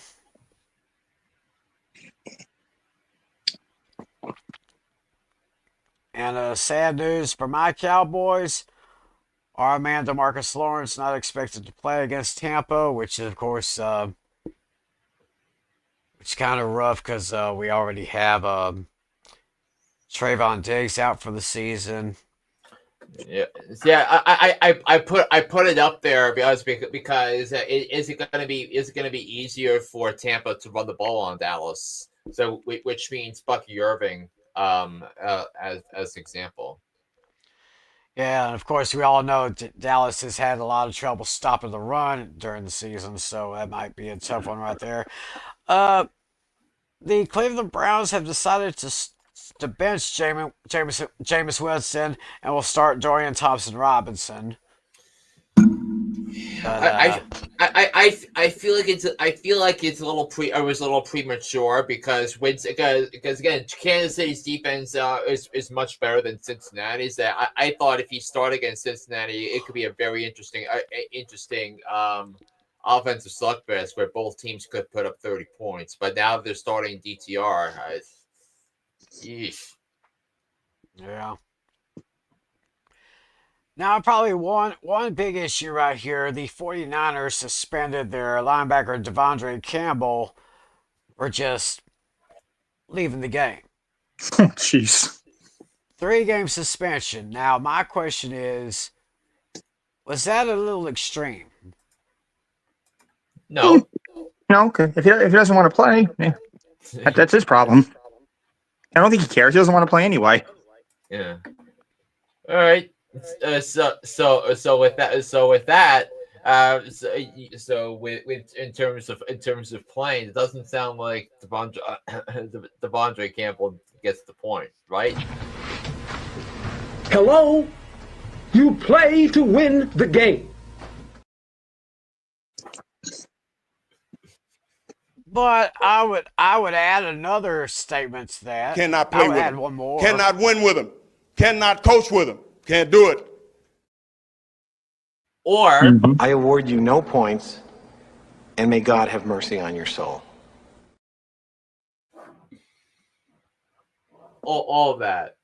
Mm-hmm. Yeah, all of that would count for him. So sorry, Devondre, you made your bed, you have to sleep in it, So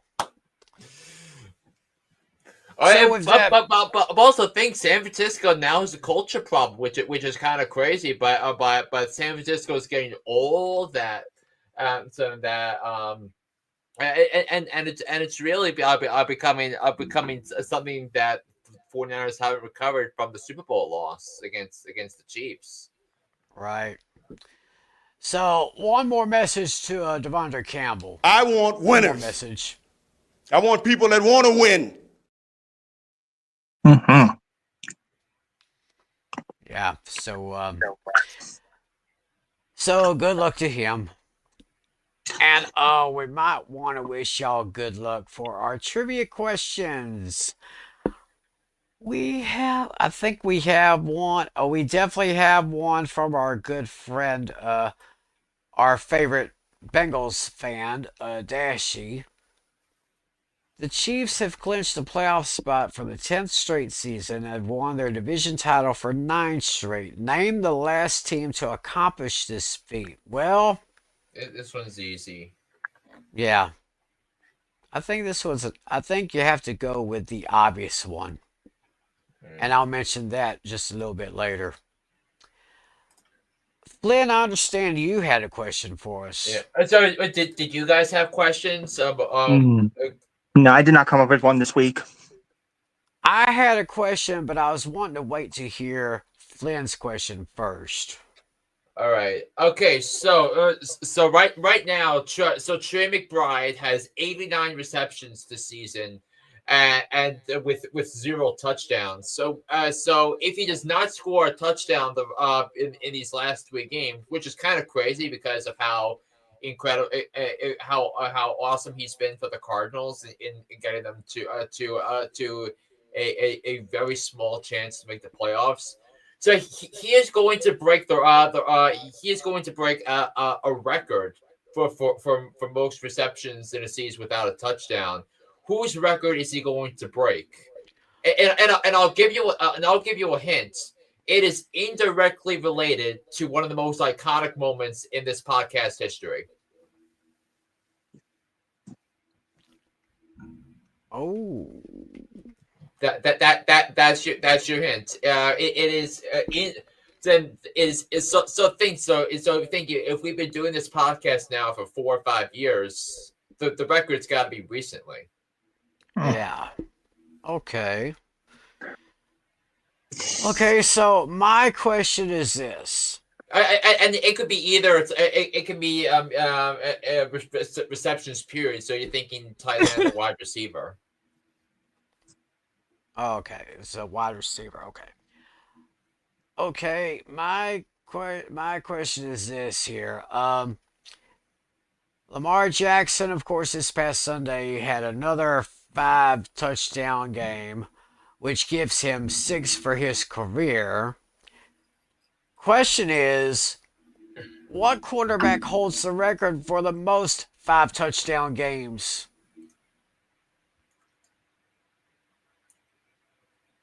You said quarterback with the most 5 touchdown games? Yeah, the quarterback who holds the record for the most 5 or more with, I can't even talk. He has more 5 touchdown passing games than anyone else. Oh, okay. So we'll think about that. We'll think about those answers. Meanwhile, let's get to our picks. All right, so let's get to it. So I think since we're running a little short on time, so we'll just go through each of the games and then guys the matchups you like in each of these games. All right, let's go here. All right, we got these. We have the Thursday night game in Los Angeles. We got the Chargers at home against the Broncos. Chargers are 2.5-point favorites. Natalia and I are taking the Chargers. Flynn is taking the Broncos to win by 3 points there. Mhm. You like Justin Herbert, you like Glad McConkey this week in fantasy. Yeah, Mhm. so that looks pretty good right there. It'll be an interesting game right there. Then we have two Saturday matchups. Also, I would make sure you bench all Denver running backs because I think they're probably going to split time and split the touches. So I would bench them all this week. Okay. All right, two Saturday matchups. We have a 1 o'clock game on NBC and Peacock. Houston at Kansas City. Kansas City is 2.5 point favorites. Natalie and I are taking the Chiefs. Natalie is going with the Chiefs to win and the Texans with the Texans to points. cover. Yeah. Yeah. Flynn is actually taking the Texans to win this one. Yeah, I think the Texans have the recipe to beat the Chiefs. I said it preseason, and even though C.J. Stroud has not played well, I still think they can go to Arrowhead and knock off the Chiefs. I would definitely look into starting Nico Collins. I definitely would. I would probably bench Xavier Worthy this week because I think it's a bad matchup for him. And a bad matchup for Patrick Mahomes too. Maybe we'll see how they're going to handle things with the running back situation. But if they're going to be handcuffed, I think it wouldn't make sense to start either Pacheco or Kareem Hunt. I'm thinking about sitting Pacheco because the Texans have pretty much defended very well against running backs this year. So, and my Pacheco is my sit of the week, by the way. Yeah. We have the Ravens at home against the Steelers. The big matchup once again. Baltimore is 6 point favorites. Natalie and I are picking the Steelers to win this one. We're picking the Ravens to cover. Flynn is taking the Ravens to win.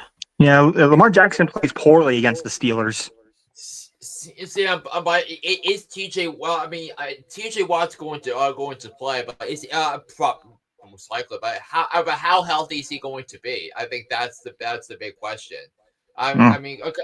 So TJ Watt playing is why I'm grabbing the point here because I think 6 is too much in a divisional game. But nonetheless, I do like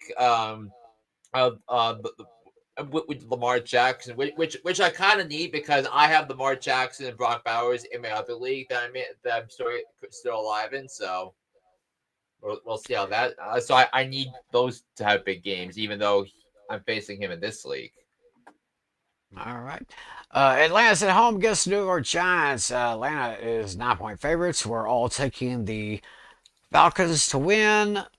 It looks like Yeah, I think Flynn made a graphic error there. Yeah. Tim doesn't have the Giants covering, so that's a little graphic error there, I believe. right. I do not. All right. I cannot see the Giants covering this one. So, but we're all taking the Falcons in this one. I want to see another big game from. My story. I was going to say I can see another big game for Bijan Robinson, my boy from Texas. And Yeah, I could see a big game from Malik Nabers too. All right. Okay, the Cardinals are going to. Yeah, go ahead, Lynn. So yeah, but Malik Nabers is my start of the week, especially if Tim Boyle starts because he had 24 points against against Baltimore last week. He's got an advantageous matchup against Atlanta, so I think you look for him to have another 10 to 15 targets. Right. Okay. All right. We got Detroit in Chicago against the Bears. Detroit 6.5 point favorites, so it looks like we're all taking the Lions to win. But it looks like Natalia and Flair are taking the Bears to cover. Yeah, I can't do that in a divisional. I had to take them cover in a divisional matchup. I love Keenan Allen this week. I love Caleb Williams this week. Jahmyr Gibbs, obviously, Jared Goff. I think this is going to be a Jameson Williams game with Tyreek Stevenson covering up Amon-Ra St. Brown. I think those guys are gonna have a big game. So, but I think it's gonna be Detroit narrowly in this one. I can't lay the lay that big of a spread. Uh-huh. Second round of the Battle of Ohio. The Browns are in Cincinnati. It's the Bengals, where the Bengals are 7.5-point favorites. We are all taking the Bengals to win. Tally is actually taking the Browns to cover. Yeah, I kind of felt that it's going to be closer than most people think. Yeah, we'll see how the Browns do with the new running back taking over the reins. Yeah, this is the best bet of the week. I love Joe Burrow. He's going to throw for 3 touchdowns. I think he's going to have throw one to T. Higgins. He's going to throw one to Jamar Chase. I think he's going to throw one to Mike Gesicki. And Joe Burrow against Dorian Thompson-Robinson. That's just not a fair fight. Lock of the week.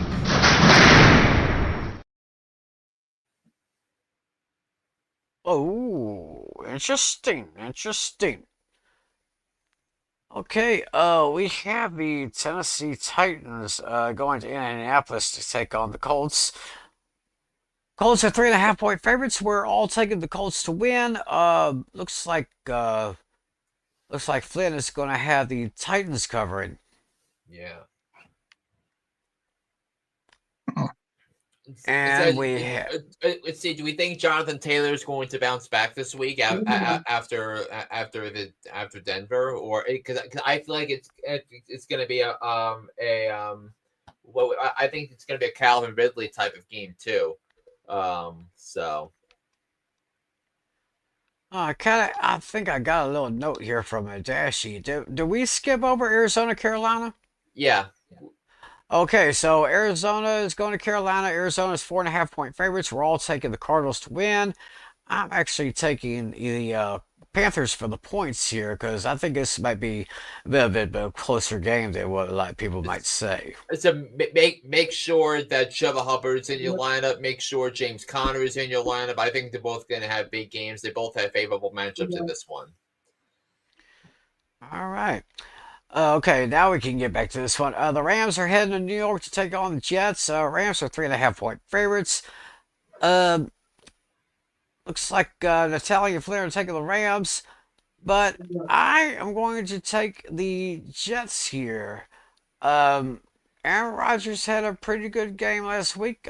He might be able to exploit the defense for the Rams, especially maybe on that secondary. So.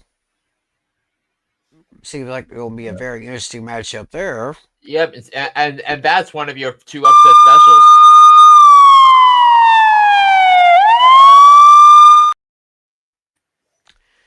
Yeah, that's right. I think Aaron Rodgers can do it against those Rams, but watch that Rams offense.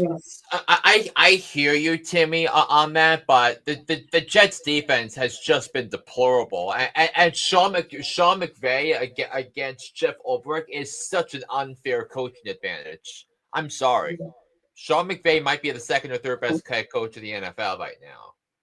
Mm-hmm.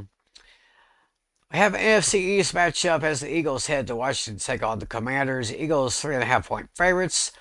And we're all taking the Eagles to win and cover this one. Yeah. Do we think Saquon Barkley bounces back after being held in check against Pittsburgh? Oh yeah, for sure. Oh yeah, I would think so. And what is he about? What is he about? 360 yards away from the rushing record.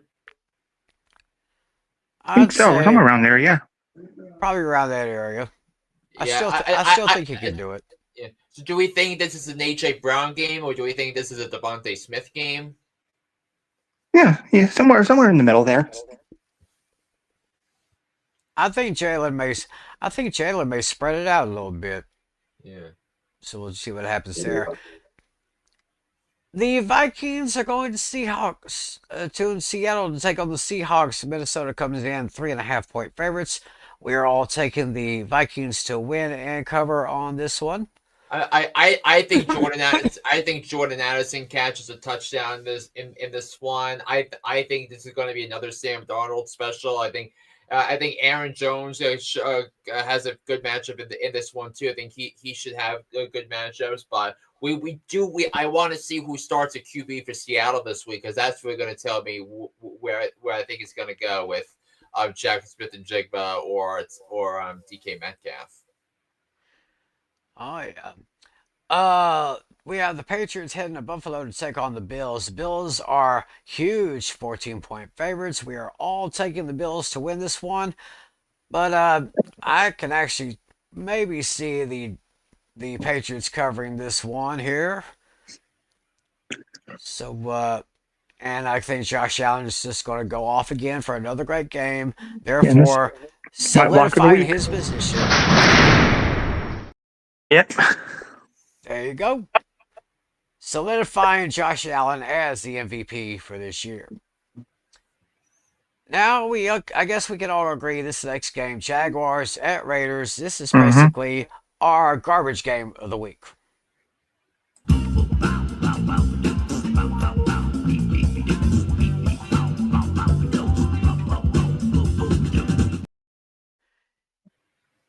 And I don't really see any big scores on this one. I see Las Vegas as 1 point favorites.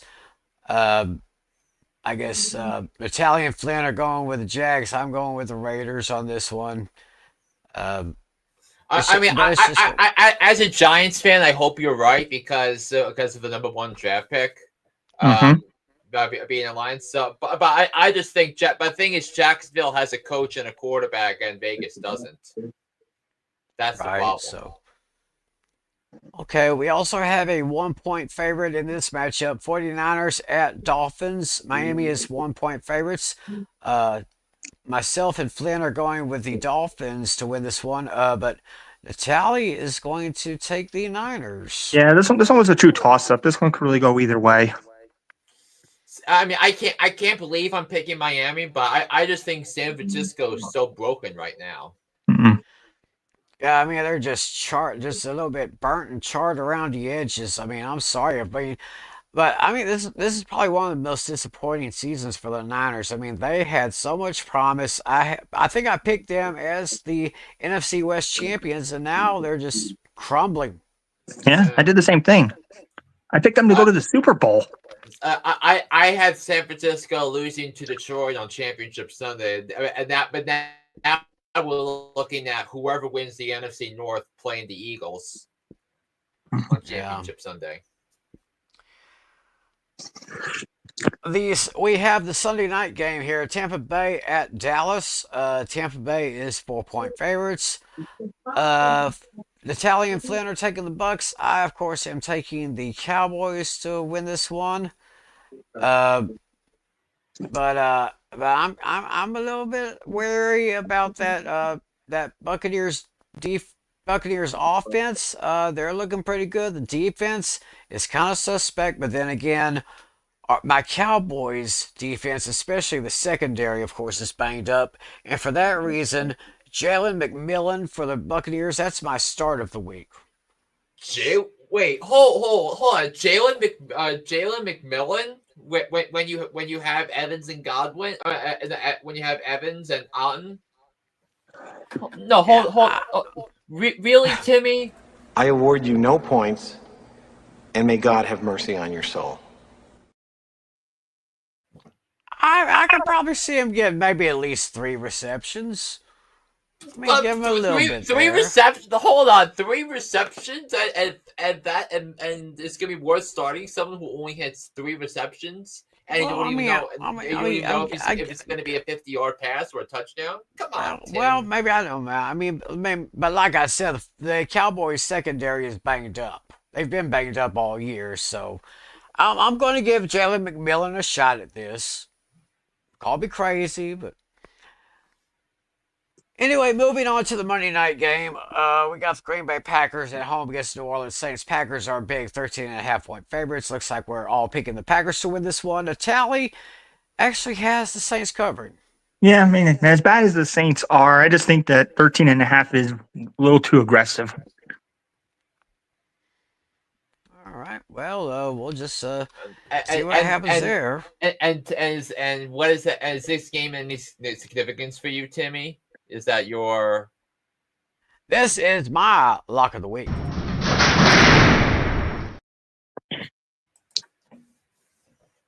Because as we say on the Pan and Game Pick'em show, which is Wednesday nights, all you need is love. Jordan Love, that is. So basically, those are our picks. Now it's time to go back to the trivia questions. Let's go back to Dashy's question. He said it was about the Chiefs clinching the playoff spot for the 10th straight year, clinching the division for 9 straight. Last team to accomplish this feat. Dashy, I think this question is just way too easy. I have to go with the New Orleans Saints, the Brady Bunch. What do y'all think? Yeah, I got to take the Patriots. I think it's the Patriots too. Yeah, I think that question was way too easy, Dashy. So just give us your answer as soon as you can. Flynn's question was very interesting about Trey McBride having so many receiving yards but not a single touchdown. Yeah. So Trey McBride having the 89 receptions, and which would be at least the most by a receiver of any kind without a touchdown in NFL history, and the hint I gave was that it was related to one of the most iconic moments in fantasy football fever podcast history. So which receiver currently holds that record? Most receiving yards without a touchdown in a season. Oh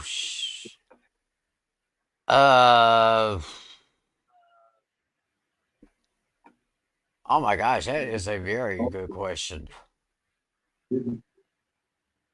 I got nothing.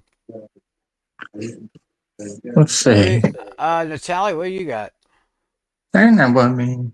I'm thinking about podcasts. I'm thinking about all of Tim's graphics and stuff like that. I'm thinking about players that we've used for graphics. So I'm gonna say Adam Thielen. So you're gonna go with Adam Thielen? Yeah, I'm thinking about the graphics. I don't know if that's what you mean by iconic moments and stuff, but you know what? You're talking about graphics. You said Thielen. I think I'm gonna go Jalen Waddle. So you're gonna go with Jalen Waddle. So to answer this question, I have the moment I was talking about. So this was 2022 draft night. Oh, a flashback. Yes. If this comes up, I'm just waiting for this to come down, and I want to make sure you can hear. Can you hear this?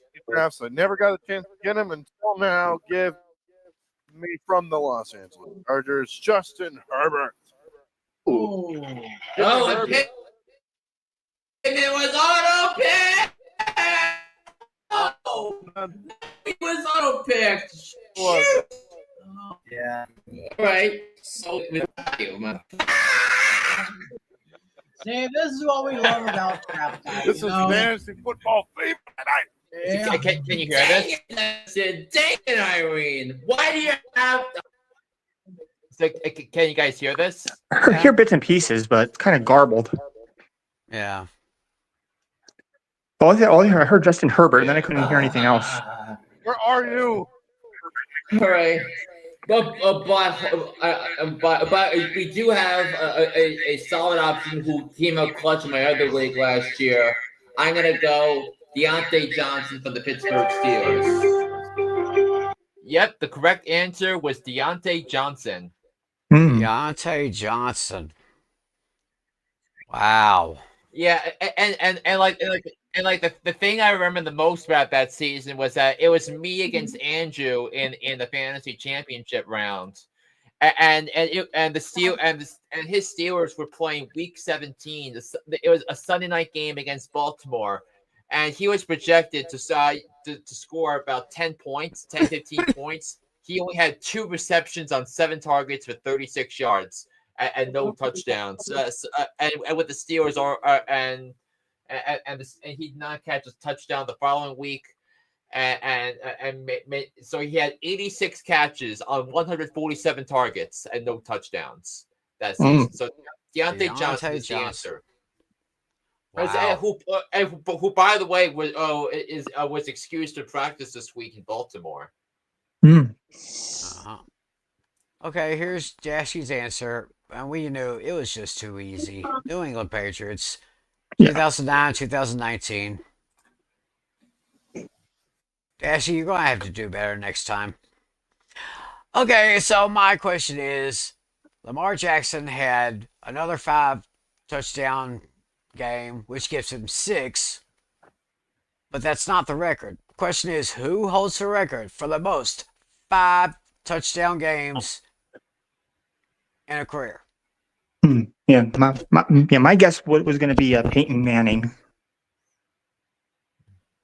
I think that this quarterback had also been in a lot of shootouts throughout his career. So, I mean, last week I tried to give you an obvious question. So the obvious answer might be Brady, but I'm gonna go with Drew Brees. Oh, that's a good one. That could be. Flynn, you are correct. Nice. It was Drew Brees. He has 11 games of 5 touchdowns or more. Now, I will say this, in addition to that, a footnote to that. Drew Brees is one of 8 quarterbacks in NFL history to have a 7-touchdown game. Yeah, Drew. Here's from most recent to the late, from the earliest. Drew Brees in 2015 against the Giants. Nick Foles in 2013. Yeah, I remember that. I remember that one because I remember that one specifically because that was the year. That was my very first year I played fantasy for football. Oh my gosh! And my quarterback was Peyton Manning, who had that historic 55 touchdown season. That week where Nick Foles threw those 7 touchdowns, I started him instead of Peyton Manning because it was Peyton Manning's bye week. Speaking of Manning, he was the third one on September 5th, 2013 to get 7 touchdowns against the Ravens. Yeah, I remember that one too. Then before Peyton Manning, you got to go all the way back to 1969. Joe Kapp for the Minnesota Vikings. Wow. Against the Baltimore Colts. Then you go to Y.A. Tittle, 1962, for the Giants and Redskins. Then 1961, George Blanda for the Oilers against the New York Titans of the AFL. Then you had 1954, Adrian Burke, the Philadelphia Eagles against the Redskins. And then the first one to do it, 1943, Sid Luckman for the Chicago Bears against the New York Giants. Man, that's some old names right there. Yes, Sid Luckman, George Blanda. I think both of those guys are in the Hall of Fame. I think. I don't think Y.A. Tittle's in the Hall of Fame. I'm not sure. I'll have to look that up and talk about that next time. But boy, with that, I guess we're going to wrap up this edition of Fantasy Football Fever. Guys, you are still killing it with those fantasy questions. We just love it. We love these questions you're giving us, giving y'all the best advice. For those of you guys still in the playoff running, keep doing what you're doing. Make the right decisions. Okay, we got to talk quickly about next week's show. Yeah, now, two-part episode, 2-part premiere. The two episodes next week for us. Yeah, we'll have one next Tuesday. Yeah, on Christmas Eve. It's good, but we're looking for a Tuesday morning thing because I have plans. Because next Tuesday is Christmas Eve, so I have work. So it's gonna be a morning show on next Tuesday. So next Tuesday we'll briefly go over everything that happened this coming weekend. Then we'll just do preview the 3 games Wednesday and Thursday, and then we're looking at Friday next week, potentially the 27th, to do the rest of the week. That sounds good. That sounds like a plan. So look for us to come early on Tuesday. Tuesday morning next week. Are you guys still shooting for 10 a.m.? Yeah, I mean that's what I have to. I think I have no choice but to. Yeah, I'm probably gonna miss the first half, so I probably won't be up that early, but we'll see. All right. Okay, No, it'll be 7 o'clock where I am. So you're talking 10 a.m. Eastern time? Yeah. Okay, so that'd be 9 a.m. here. So I have to set my alarm. Although I'm off next Tuesday, so I'm going to try to set the alarm. Try to do what we can. We'll do it Tuesday.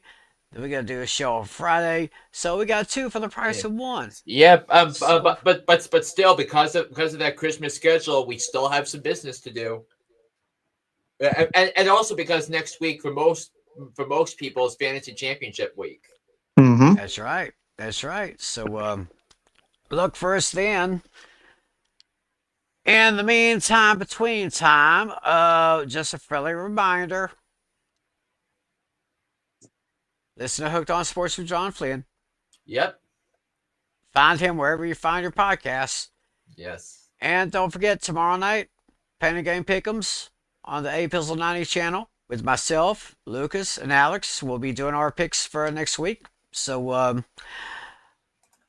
next week, Tuesday, Christmas Eve show. Then we'll do a Friday show. It's going to be a very, very interesting week coming up. So definitely. I'll be dressed in my festive attire next Tuesday. So so get your Santa caps and all that. If you have any ugly Christmas sweaters, throw those on, and we will reconvene here next week, Tuesday morning around 10 a.m. Eastern, 9 a.m. Central-ish, give or take a few minutes. But guys, great show. Thanks for the questions. We'll reconvene here 7 days from now, as always. So, until then, for Mr. John Flynn and for Mr. John Natale, my name is Tim McClellan. Thanks for joining us, everyone. Enjoy the games. Have a great week. God bless you all. And as always, be a good sport.